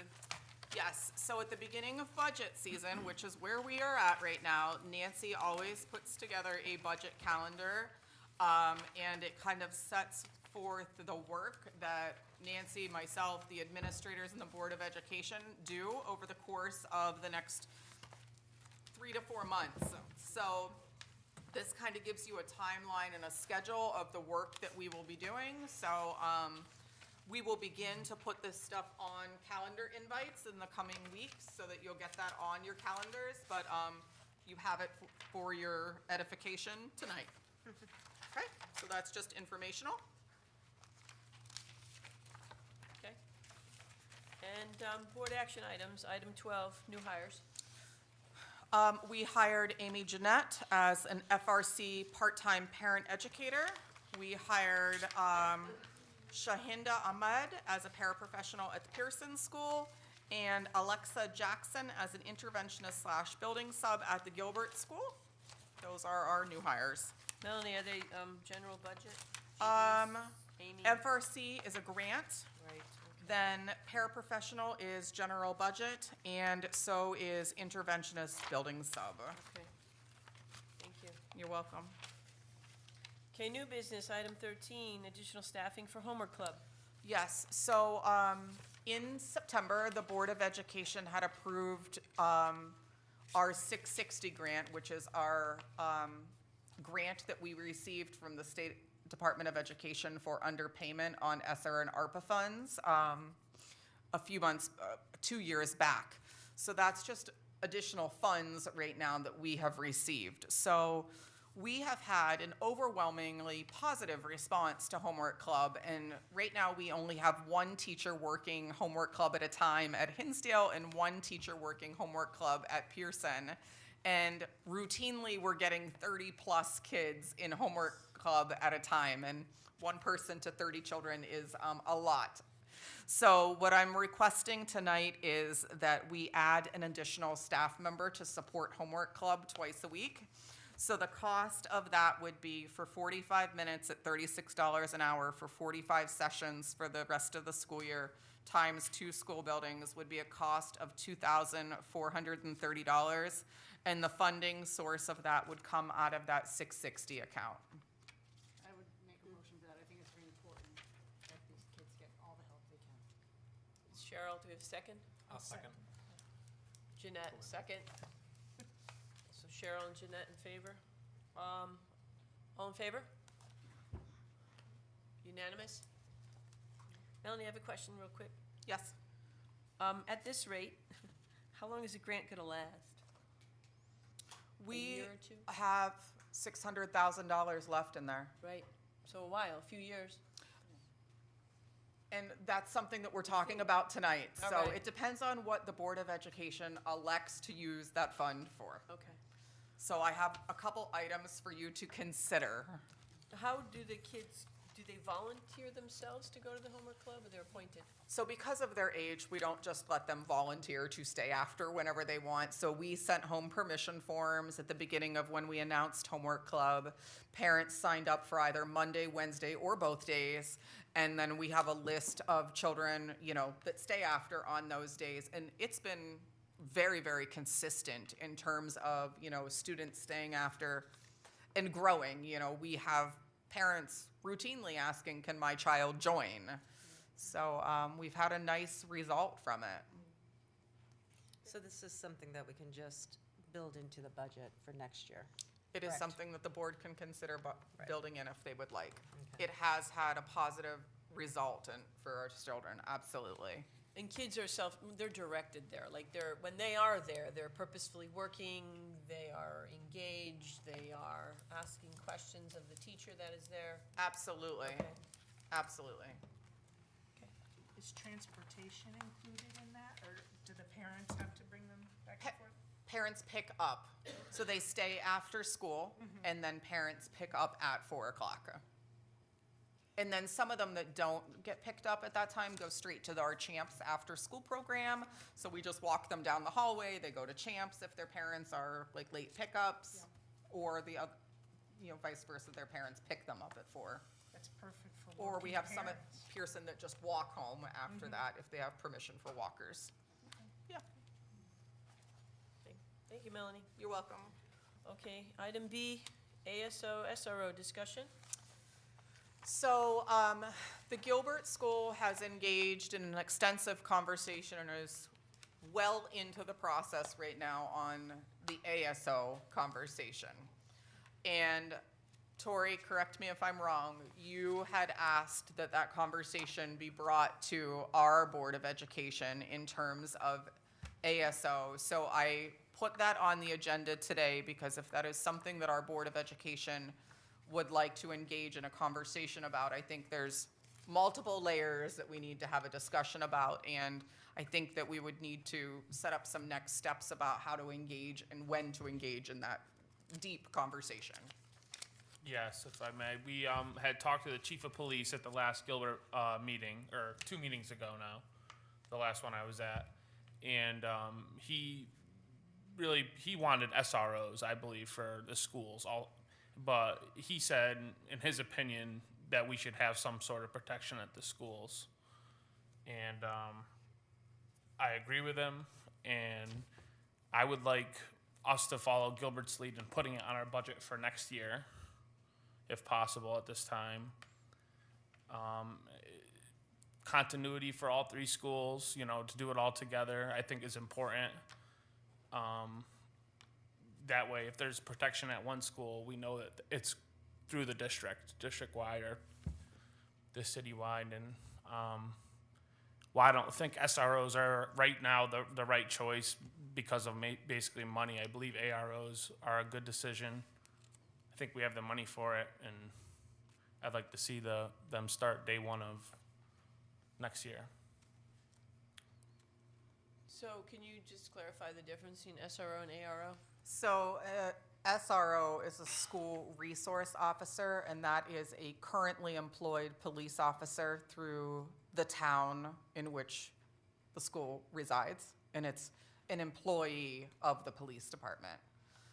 That particular individual usually runs significantly more financially because they're currently employed active police officer that includes salary, benefits, and what have you, as a full-time employee. An ARO is an armed resource officer. So that individual is traditionally a retired police officer who is trained to and certified to be able to act as a resource officer within a school setting. There are certain certifications and clearances that they have to be able to act in that capacity. One of the concerns, I think, for SRO is that this person would have to be funded also in part by the Board of Selectmen, the town?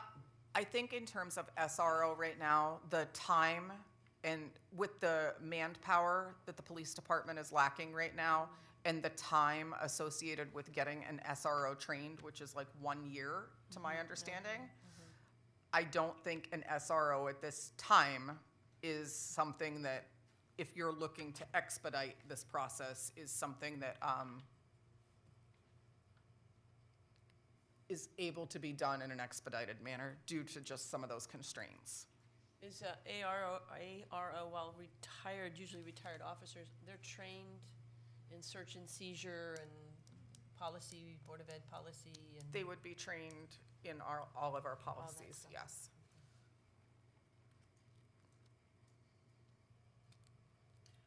I think this is a very deep a very deep conversation to have on many different levels, as you indicated, and and it's not something that we should be jumping into so quickly at the first board meeting of this year. I think there's just a lot to dig into. Maybe a suggestion is have a subcommittee to a few people to start looking into and bring us the numbers, bring us the facts, factors that may be applicable, and then start discussing it at subsequent board meetings. I think we should, I kind of agree with Tori about trying to expedite this. I would imagine this discussion at Gilbert's been going on for years. I would imagine Gilbert wouldn't mind sharing the same information that they've already done the legwork doing. Why are we going to kind of reinvent the wheel if they've already done part of it? Well, and that could be the information that the subcommittee comes into, but, the concern, and I understand what Tori's saying, but we're talking about little kids and having guns in the school. That's completely different than high school. Right. And that's a separate discussion, okay? We have a lot of good security positions in place. Hinsdale's very good, so is, Pearson. I'm not familiar with what Gilbert has, but they have different issues that they deal with than what we deal with. So I think so while they may have some of this information, their considerations are very different than what would be for, elementary level. I think in some regards, but also too, I think part of it is that it's a soft target versus hard target. But maybe with what we've been talking about with Gilbert is that it might be a good opportunity to have Gilbert and us be all together part of this conversation. Like you said, form a committee of maybe some Gilbert people, some of us, and then we can talk about the different benefits. I understand what you're saying, Cheryl, is that I don't see where Gilbert having people from Gilbert for this particular conversation would be beneficial, because again, they're dealing with different issues than we're dealing with. I understand that, but also too, it's all going to be part of the same budget, right? So it might be another way, as Tori has been advocating, of bringing Gilbert in so that we can have these conversations together. could they make a presentation? Because I know they've done some data, groundwork, and they presented that data to representatives on the Gilbert School Corp. Could they do the same and give us a presentation next month? That's something to ask Gilbert. Yeah. Isn't mean, I think- time on this particular, like you're saying, like, I was there at that night too, listening to the officer, the chief of police, speak. And one of the things is, in order to get this trained properly, so like, time is not on our side in this, and as Shane mentioned, this has already been pursued and it's been talked about for a long time. That was the big thing that I noticed from the Gilbert board meeting, is this has been discussed, at least for Gilbert, but it's been discussed, so we're on like kind of borrowed time. And so if we were to have a committee or something like that, it should be organized in an expedited manner, I think. And I mean, yeah, the individual buildings and obviously the age of students are different, but at the end of the day, we're still talking about the same problem of protecting the kids. It doesn't matter if it's a senior or a kindergartner. We're still talking about protecting our kids. And I also don't think it would look very great within obviously the town of, okay, Gilbert worked through, Gilbert got it, so we have one school with an armed protected building, and now we have our two smaller schools, and we're kind of on the outlier of it. But, you know, as Cheryl said, the Yeah. issues are different. Right. So I would envision the ARO, if this were to be that, would be spending a lot more time up in the secondary schools. And we've got, you know, programs in place, pre-K through 6, that may not want that time within ARO. Aren't we talking, though, about putting an ARO in each building? That's a good question. What are we talking? I would like to see an ARO at each building. Or I would like to not see a building without one. I know Gilbert is talking about an independent ARO at the Gilbert School, and Holly, please correct me if I'm wrong. Okay, I just wanted to be clear. At the Gilbert School, 7 through 12. Yes. But not, I mean, are we talking here pre-K through 6? Correct. I think that's to be determined. That's Two. what you're I'm saying? talking two, one for Two each school. The Winchester. So one at Pearson, one at Hinsdale. Yes, that'd be my opinion, yes. I defer, because I'd have to ask administrators, and Melanie, do we really need that? We've got behavior checks in place, we've got all sorts of things that we've got in place to help meet needs. We just had a presentation about how kids should be interacting with each other. You know, I'd like to know whether we have a need for an ARO in the pre-K through 6. It doesn't sound like we do. But when you're talking about, I think when you're talking about the need for school security versus student behavior, you're talking about two apples and oranges, in my opinion. So when you talk about school security, in many cases, you're talking about a horrific, catastrophic situation that goes beyond a behavior. When you're talking about a student behavior, you're talking about, that's when you have your social worker, your BT, your certified staff members that are trained to deal with those types of situations. If we are dealing with, you know, our worst day of employment, our worst day at work, those are not the individuals that we are going to be reliant upon to support that day. We are going to be reliant upon an SRO, an ARO, our law enforcement, our first responders, our emergency expertise, that level of personnel. So I think that there has to be a conversation about the differences, and that's why I think having a conversation and delineating about what the need is and what the purpose of an ARO would be in this particular community and what it would be supporting. And, I mean, frankly, we've talked about this at several meetings now, and as you guys have said, you've been talking about it at Gilbert for quite a while. I mean, this is a conversation, and we've talked about this also, of bringing in the police chief, the principals should be there. We've talked about asking parents what their thoughts are on this, so we're just not making a decision that is, you know, unilateral. And I think that's important to have all of that in place before we make a decision. yeah, I mean, when you're looking at this too, I mean, you ask obviously, do you need it? I mean, I think an ARO, an SRO, you don't need it until you need it. It's more of looking at like it's an insurance policy. Like, you're paying for something you really hope you're never going to need. Yes, but there's also the question of statistically, how effective are they given those worst-case scenarios? So is it, you know, and what does that do to our environment for our schools at an elementary level? Right. So I think this is, I agree completely with Sandra, this is a conversation that involves just not us, but, you know, the other stakeholders. Yeah, this is a community discussion. I mean, I understand, and maybe I got it right, but the Gilbert students weren't that thrilled with the idea of having an armed officer in their school, and I can understand that, So, parents may feel differently, parents may not, we don't know. And, I think it's the level of arrogance to us to say unilaterally, we're gonna make that decision on a vote, when it's brought up at the first business meeting of this new board, okay? So that's why I suggested some sort of committee, and it could be however we wanna structure it. But, we can do committees that include people from outside in order to be participated, and that would be a great idea. Let's have a working group or something. Definitely. To have these discussions, because it is a different conversation than what Gilbert has.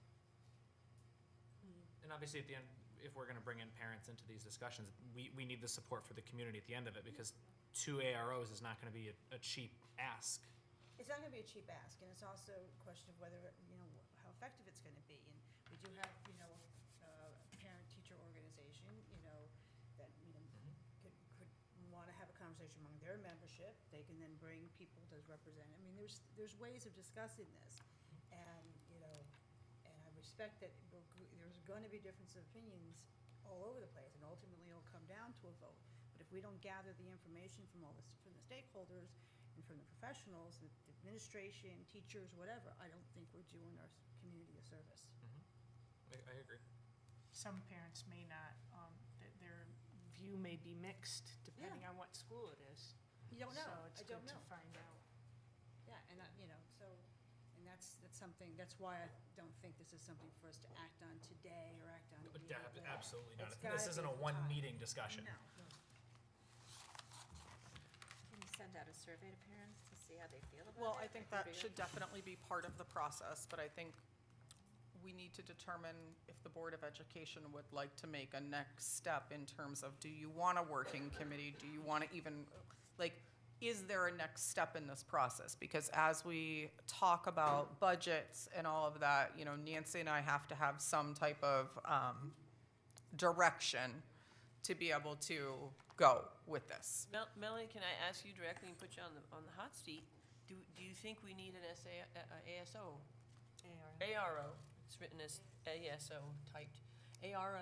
Would you? Nora, I'm not prepared to answer that, and I Okay. think that Okay. takes on so many different facets that I think I'd like to be more thoughtful in my response to the Board of Ed in that area. School security is so critically important, and I also think that there's so many stakeholders that we need to consider in this conversations, from children to families to our community to our police department. And I think that we need to hear from those various stakeholders before my opinion doesn't matter. I need to know what our community feels, what our staff feels. Those are the opinions that need to matter. The families, the kids, the staff, our community. Those are the individuals that need to drive this decision. Would you be in support of then a subcommittee then? I You'd think be a s- open to that and then I be a think a wise- subcommittee would be a great idea to be Okay. able to further this conversation. Okay.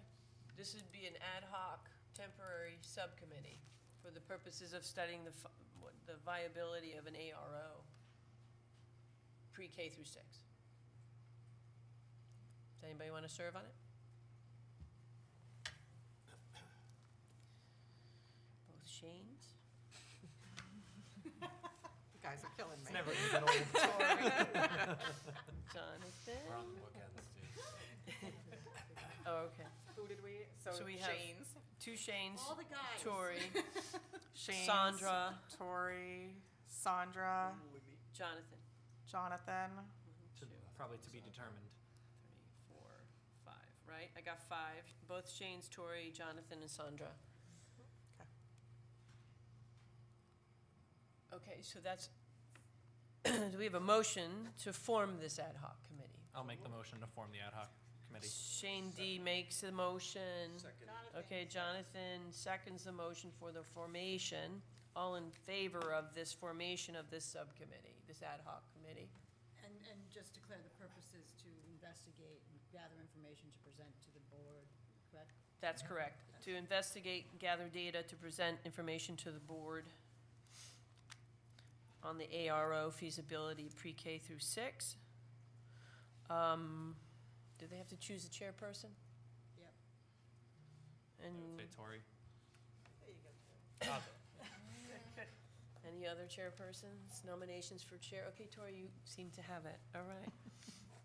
So, in terms of schedule and I would meeting? say we'll just meet right after the last committee meeting, or prior, if that's, I like after. I'm not gonna be there prior. Okay, After. so committees start at 6:30 PM. We shoot through policy and committee and finance, and then it goes to this ad hoc. And again, anyone can attend any of these meetings. That's it. So a majority on this would be of 5 people,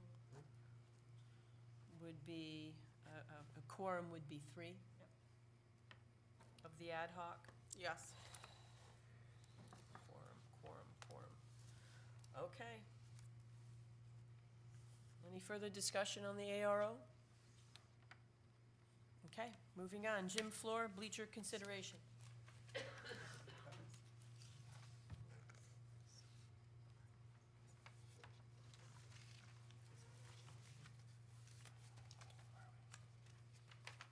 No?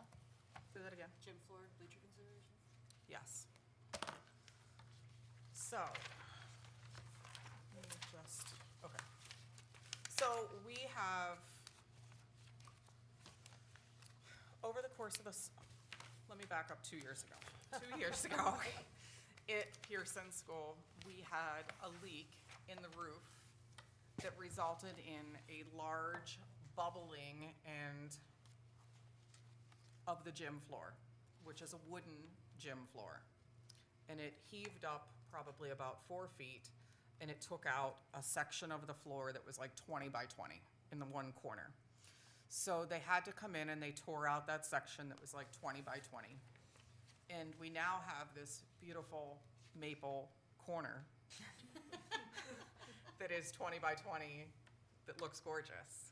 And then we have this very, very yellow, dingy floor that looks yellow and dingy for the rest of the Pearson floor. And we have bleachers that are old, no longer ADA compliant in any capacity, that are really, really quite difficult also to be able to pull out for participants to be able to sit in the audience.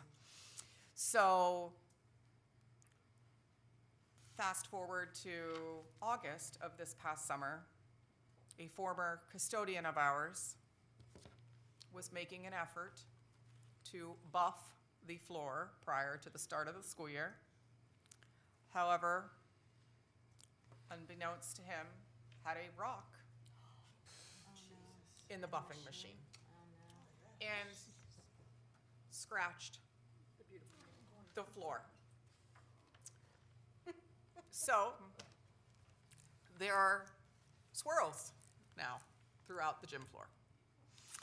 So while it is not the worst looking situation that it could be, it does need to, it is time that it needs to be either sanded, it could be just revarnished, like sanded, like take the top layer down. It could be completely removed and we put like a poured surface in and like reline and put a poured surface in and get rid of the wood altogether. It could be the time to consider putting in new bleachers. So we have some options. It could be the time to just say, it is not the time to do anything. So I bring this to the board for consideration for, do we have a conversation about using the 600 money from the 660 to investigate? Do we want to go forward with using that money? And this kind of is the purpose of what this money should be used for, our capital expenses, one-time offenses, not offenses, current expenses that we would not have to go to the taxpayer for, that we could use this money for. It wouldn't be a reoccurrent expense. It would be a one-time expense where we could reap the benefit on a capital project, and we could fix a situation that does need to be addressed in some capacity. I think we need to have And- quotes as to what, and how bad are the bleachers? I mean, do they really need to be replaced? And, you know, The these are- bleachers are no longer ADA compliant. We do have individuals, we have a student now that is in a wheelchair. We have family members that come into the gymnasium that are non-ambulatory. And it is time for them. It is difficult, to say the least, for our custodial or recreational staff to pull those bleachers out. It is difficult. And if we decide to do the floor, because the floor is under the bleachers, we have to address them both. You can't address the floor without addressing the bleachers. Is this a bid situation? Oh, it would absolutely be a bid situation, 100%. So there's a couple options, you know, we could say this is not the time. We could say we want to investigate some options. You could say, get me some prices and see what we're looking at. You know, so I just kind of want to understand where the board is at, you know, what this level of importance or non-importance. The problem is, you know, this isn't something you can say, Mel, yeah, go ahead and do it a month from now. Like, this is something that requires 6 to 8 months planning, because we have summer recreation in there. Like, this is something that would require planning when nobody is utilizing the facility. And we would need to plan around that. Is there a ballpark figure already, or no clue? We do have some ballpark figures. So a poured floor, the floor without like ripping up the other floor, so there would be some demo costs, is about 70 to 80,000 for a poured floor. So I'm assuming once you demo, you're probably looking at around $100 grand. I'm just gonna ballpark that. That's not including bleachers. Do you have to demo to do the poured floor? Yes. You can't just put it on top? No, it has to go on a solid surface. Then you have, if you were to just resurface, like take the layer off, and that's if we can sand down. I don't know how many times that floor has been re-sanded. You're probably looking between $30,000 and $40,000 to re-sand again. If we need a reline, it's probably on the upper end of that. Like if you're sanding and taking the lines off of it, you're probably looking 40 to 45-ish, ballpark-ish. The bleachers, I would imagine, are gonna be the most costly.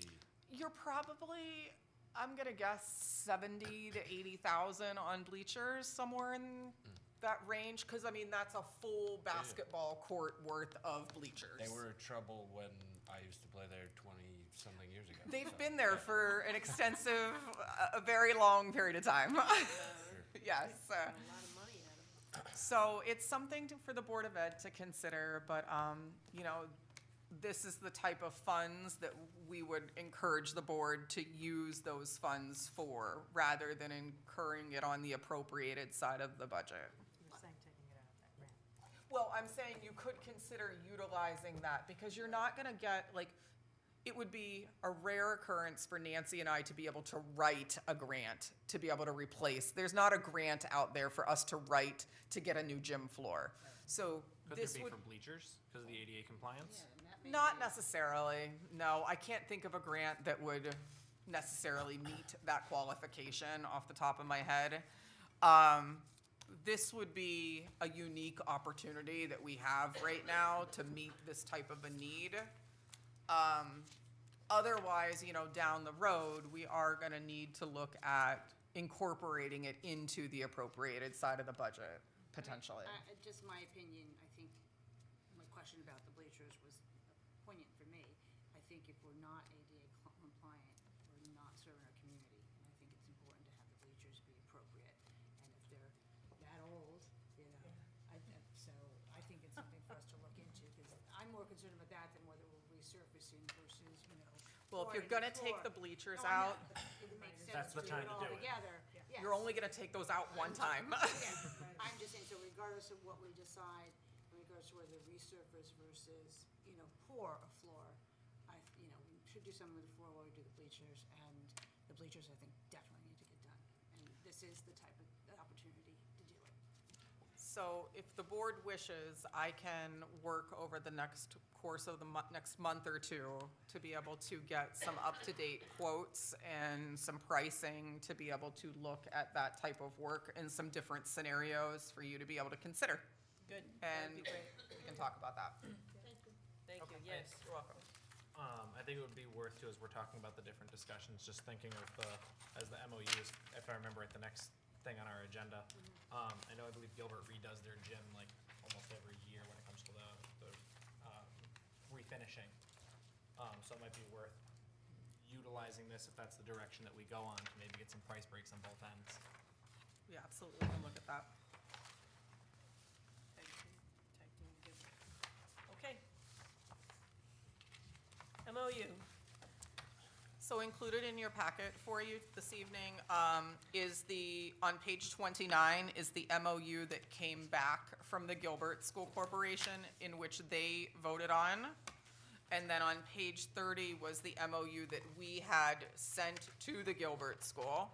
So for consideration this evening is the MOU that is on page 29. So they didn't agree with the idea of trying to hold a joint board meeting to discuss? Yeah, there was quite a bit of discussion on that and some back and forth. And I just felt that at that time, I mean, I know Tori wasn't there, so I wanted to just kind of move at least part of this MOU forward. Can you give us an understanding of what the issues were being presented, both sides, in regards to that? I think there was just some concerns around the joint meeting, when it would be, what it would look like, maybe like, I think it was just around that joint meeting, around for discussing budgets. I mean, I feel like Just seemed like it was very difficult to, it's been back and forth a couple times between our board and theirs. And I felt like at the time, we could definitely put through number 1 and 2 and come back and revisit 3 and 4 or 3 or whatever. I mean, what they'd originally been for was members of the corporation would attend our budget workshop. And what was proposed is that we would have a joint meeting to work together to discuss the both budgets. That was not something, they just want to come to our budget meeting, but not us They participate in theirs. stated that they have their budget meeting and that we're all invited to attend to. But we can't discuss. Well, That's two actually, different the way things. that it was presented to me was, if you would like for the Board of Ed to sit basically behind you and say, ask this question, then, you could do that. So, No, that's unfortunate. so we can have our questions answered via the people who are representing the Gilbert Corp from the Winchester Public Schools. So, I mean, it's an open meeting.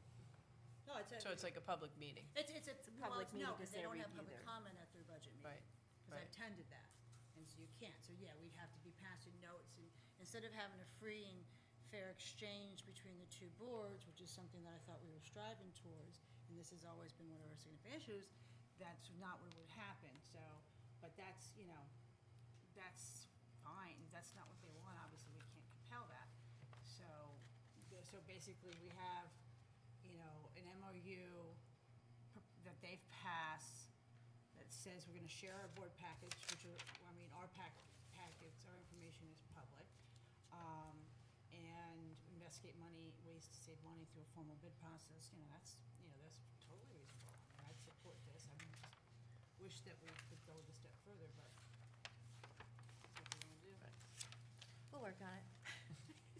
I was gonna say, even prior to obviously being a board member and just kind of sitting as a member of the public, I was in large support of the MOU going through, but it seems like the guts of what Tori had originally suggested and what's been brought forward, everything's just been kind of ripped out of it. I mean, you're talking, again, your public information in number 1, and realistically something we should have been doing a long time ago to begin with. And we have tried to do that in the past, haven't we, Mel? Right. investigate, Tag it. trying to do, share expenses and Yes, of stuff. course. Yeah, so It's always we good. try to do that anyway.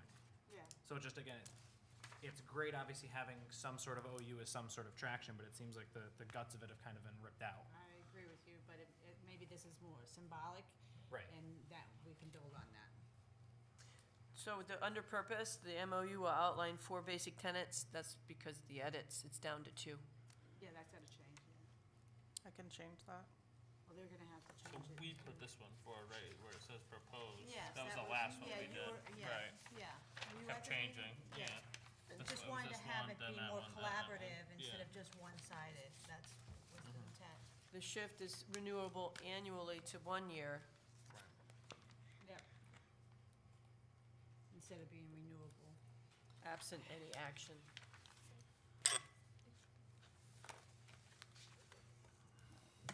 So the only change is gonna be under purpose, the first sentence, will say it's the 2 basic tenets, right? Right. This is not legally binding. An MOU is just a common cause agreement. It's not legally binding. Yeah. Well, I'd make a motion to approve what they've approved with the edit on from the 4 to the 2, recognizing that I wish we could have gone further, but. I'll second and agree. Shane, So Cheryl, then Shane? Yes. Cheryl first, Shane Second. D Shane. second. On accepting this with the edit, outline 2 basic tenets. All in favor? Unanimous. Okay, I don't know if Gilbert's gotta reapprove it, because we had to change Oh, the right. 4 to a 2, but. Maybe. we've approved it. Oh, great. okay, so that's all set. Okay, maintenance and custodial staff contract reopener. Yes, so in the maintenance and custodial staff contract, there is a second into the 3rd year reopener clause, which just means they can propose to Nancy and I and to the Board of Education that they would like to reopen, having a conversation about giving a step in addition to a general wage increase going from year 2 into year 3 of the contract. So Nancy did up in the chart here, what you see is the Appendix A, the wages, so that's straight out of the contract right there is what they currently have. Below that line, the reopener request is just some facts. So we've had really large custodial staff custodial staff turnover this year, 114% to be precise, in the past 12 months. Our wages are significantly lower than other districts, so if you would approve the reopener and the providing of the step to the custodial staff, it would be an impact of $811 total for next school year. So I would ask that the Board of Education please issue the reopener and provide the custodial contract with the step increase. Is it expected that if we do that, we'll have more retention and thereby save money on retraining and rehiring and I all hope that? so. That's the hope. I hope Okay. so. I'd make a motion to approve that. Carl? Real quick though, a question, what is the disparity? Like how far behind are we as far as comparative? Does this make us competitive? Does not make us It doesn't make us competitive. competitive, I know $800 No, will so- solve that. But So- what is the disparity, approximately? I would say we're probably, depending upon the district of comparison, we're anywhere from probably $3 to $5 difference Got it. an hour. So it's a significant disparity. Yes, Nancy? And also, one of our prized custodians left, and he took a job with the city of Stanford for $15 more an hour. So, you know, Yeah, you can't match that. It's also hard to compare the figured two. that, yeah. Well, you're gonna Yeah, Stanford, and, big difference. you know, if you look like, you know, the auto workers in Michigan just got a 25% GWI. You know, how do you, like, when you look at private sector increase compared to public sector increase, it's really hard to compare the two and to be competitive with that, so. Sure, sure. It's understandable. So, So we have a first on the motion. I'll second. who was the Shane. first? Cheryl. Cheryl? Shane D, second. All in favor of reopening? Unanimous? Thank you. Custodians, thank you. The maintenance staff. Everybody at the school. They'll be very happy. Yes, they will. Okay, kindergarten transition plan, item F. So we are in the process of preparing for a big change to kindergarten. You know that the legislation changed for next year. So kindergarten, you used to enter kindergarten for December 31st, January 1st was the cutoff for kindergarten. It is changed legislatively to the last day in August, September 1st. So in order to be go to kindergarten, you have to turn 5 by September 1st now. So we refer to those as our burr babies. So no more burr babies coming into kindergarten. So the September, October, November, December babies do not enter into kindergarten. All right. So we are in the process right now of identifying where's that gap going to be for Winchester Public Schools, because we have right now students who are enrolled in our pre-K 4 program who have a birthday between September 1st and December 31st who, without that legislative, would have matriculated to kindergarten, but now are going to have to stay essentially in our pre-K 4 program for an additional year. But then we have another group of students who may not be enrolled in our program, might be enrolled in Winston area childcare, might be just home with grandma or home with mom. That, what are we doing with those children? So we have to figure out, one, how many there are, who are they, what is the parent plan? There's the option for a waiver for them to apply and have their child assessed and see if they are ready to enter kindergarten, but you have to be developmentally appropriate to enter kindergarten. So we're in the introductory phase right now of identifying. We've moved up our kindergarten registration process by about 2.5 months earlier to be able to identify who these kiddos are, find them here within the town, try to identify where their parents are at, get in communication with their families, and really put a plan in place for, you know, what I refer to as those burr babies that are no longer going to be kindergarten eligible. Well, but if they are precocious, they may be, if the assessment gets them in. They may be, but there is also the potential for legislative adjustment in the removal of a waiver language. So, right now, that is out there, correct. But again, they have to be evaluated, and historically, what we have found is that students, the later they are into September, October, November, December, the less developmentally appropriate they are for ready into kindergarten. So does this mean you're gonna have an extra group of kids pre-K? Like this flood of kids that are not moving on? Well, it could potentially mean that we have a smaller kindergartner and we have this transitional group that we have to Pre-K. work with. Yeah. Yes. Okay. So Your burr babies. we're working on kind of identifying the number to kind of identify what the next step is going to be, because if the number is 40, that looks very different than the number if it's 20 or if it's 5. So we have to identify a number first. As the mom of both one that was under the guidelines and over, I have to say it's very helpful, extremely helpful. I am a mom who held my burr baby back, and it was the best decision as a parent I made to hold my child back so that he was developmentally ready. So I think that Connecticut was in the minority in terms of a state that had December 31st as the cutoff, January 1st. So we are now in alignment with what 90% of the country does. Yeah. However, this happened in a very, very short period of time, and there's some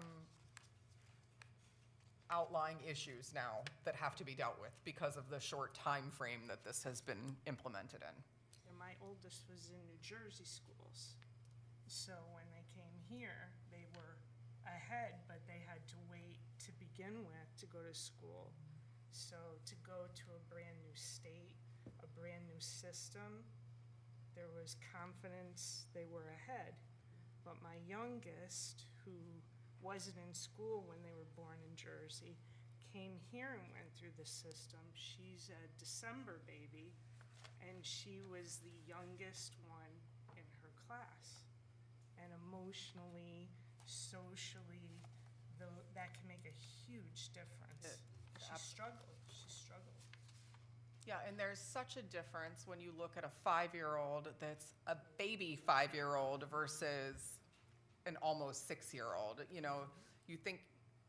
look at a 29-year-old versus a 30-year-old, you don't see much difference. But when you're talking about someone who's developing, 12 months makes a gigantic difference when you're talking about a 5-year-old. And even in special education instances, Absolutely. it can make a big difference. 100%. Melanie, there's, schools have discretion on the assessment tool? Yes. There is no common assessment. The state will not be providing an assessment for districts to be able to utilize. So we are discussing what tool we will be utilizing, and we have not decided what we will be utilizing yet. And this tool is for people that challenge that date, is that right? This tool is for individuals that are going to elect to ask for a waiver. Got it. Yes. Okay. So what I've included in here, and Emily, thank you for putting all of this information in here, is the information provided by the State Department of Education, the letter that we've provided to families. We have put in our advertisements in English and Spanish for our families, the Google form that we've put out for registration for families, which is active right now, and at the head of our Facebook page. We do a questionnaire asking about the development of your child, both in English and Spanish. And then we talk about getting them registered and coming out to be able to have like a developmental experience with their child so that we can kind of get eyes on them during the month of December and kind of determine how the child is at that point. But where's the information about the waiver? It's in the paperwork. I didn't see it. It is right here in the State Department. No, it's in our department, but where's the information going out to the parents about the waiver opportunity? That's not in, I don't see that in our paperwork. Because everything I'm seeing is your child. It's in here, yes. It's in the Connecticut State Department of Education. We are really trying to go by the date. No, I understand that, but where is it in the paperwork we're sending to the? They are getting this paperwork here, the Oh, State they're getting Department. that. They are getting it in partnership with the letter Okay. that we put out. In Spanish? English and Spanish, yes, Okay. yes. Because the Google form, registration kindergarten, students must be 5 years old on or before September 1, gives an impression that. I think Yep. I think that's misrepresentative. I No, think that's a it's- fact. No, it's a fact, unless there's a waiver. And I think we should be informing. Well, they are, but there's more guidance here. They click the link. I think it's confusing. I really do. I don't think it's as clear as it should be. I understand why you're doing it that way, but I don't agree with it. So if my kid was born on September 2nd and was precocious, okay, maybe one of those burr babies, all right, this would not tell me that I have an option. And I think that is Well, you would deceptive. get And I don't it think we should right put here. out deceptive documents. I think it said that, waivers may apply, when you click on this link. That's what it should be. Not that, you want information regarding the age requirements. That doesn't tell you that there's a possibility of a waiver. Yeah, I can update it. I think it should be more front in your face and kind of shoved to the back. Obviously, We can you're handing update them that. a lot of Yes, paper. I really do think that. Please I com- think it's deceptive. Okay, we can update it. I wrote my notes, or not. So, yeah, please complete the registration form. To be eligible for kindergarten next year, Yep. students must be 5-year-old on or before, unless, unless a waiver apply, you know. Unless asking for a waiver as described in the following link. Yes, that would be. Okay, we can update that, that is not a Thank problem. That's above board. Yeah, just want, and you really just want to be clear, we want to be very clear and communicate with our community. And you said there's a possibility of this waiver, Being denied, yeah. Yeah. By whom? No, I mean, administrators, But I mean, Because of our tool. yes. but not only that, but did you say that it might be Oh, the state no could change it? longer, right, the state might be changing the Well, legislation on the waiver? No, what I said is there is the potentiality of legislation changing. There are groups out there that would like to have the waiver removed. Oh, okay. So, Okay. but that's potential. That's potential, right, Yes. okay, And that could apply this year, that could apply next year, that could be whatever they decide. okay. So Melanie, in terms of gathering this data, this is gonna affect the budget, I would imagine, or at least where to put the FTE. Yes, Okay, that's why we're starting the process 2 months early. Right. So that we could garner this information. sure, Yes. okay. Thank you, and thank you for that feedback. We will make that adjustment. Thank you. Okay, anything else on the kindergarten plan? Okay, item G, Board of Education meeting schedule at 9:28 PM. I just have one question regarding that. Did we make sure, I don't know when our spring break is, we make sure we don't have any meetings scheduled during spring break? 'Cause I know usually people may go away, or other people may travel. I don't know when that is. Committee meetings. For April, April, these are separate, April 9th and April 23rd meeting dates. Darlene, do you happen to have that date handy? We're just, I think it's the week of April 15th is our break. Good. And there's So- no conflicts with that. I think we're good. Wait, Last year we had. Correct. vacation. Yes. Trying to be proactive, and I checked all the other dates, and they were fine, it's just, they don't fall on any holidays, but it was just I don't know when the school break was. So as you, board members may notice that we don't have board meetings on June and July, you get a break. Which is nice. Surprise. Oh, Darlene, board time needs to be adjusted at 7 PM, not 6:30. Board meeting, regular meeting. Yeah, Regular right. meetings are 7. The top one. See how they're all listed as 6:30? Thank you. And make a motion to approve the calendar with that change. Yes. Cheryl makes a motion, Sandra seconds. All in favor? Unanimous. One more thing, Nora. Yep. Okay, public comment?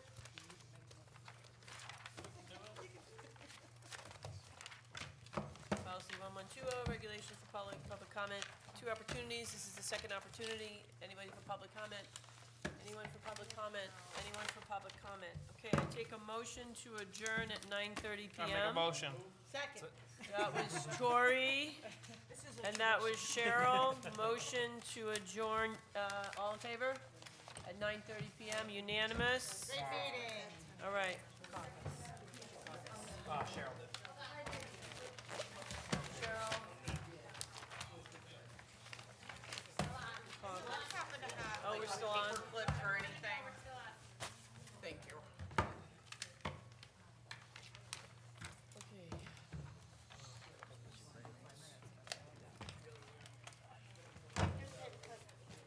Cassandra, are we off?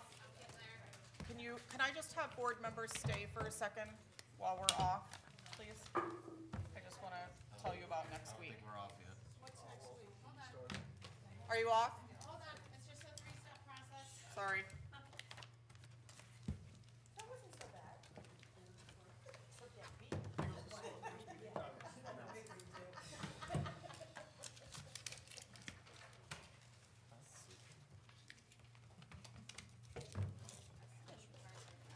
Nora, can I steal your packet so I can put both of these in there so that I Try again. can just seal these?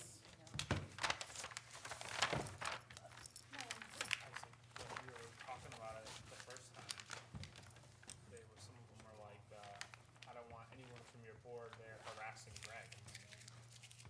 Even if they were, which they wouldn't. He's a big boy. He We good, Cassandra? can hold his own. Right? That's what they said to me. Right. And I said, he can, and Craig's like, yeah.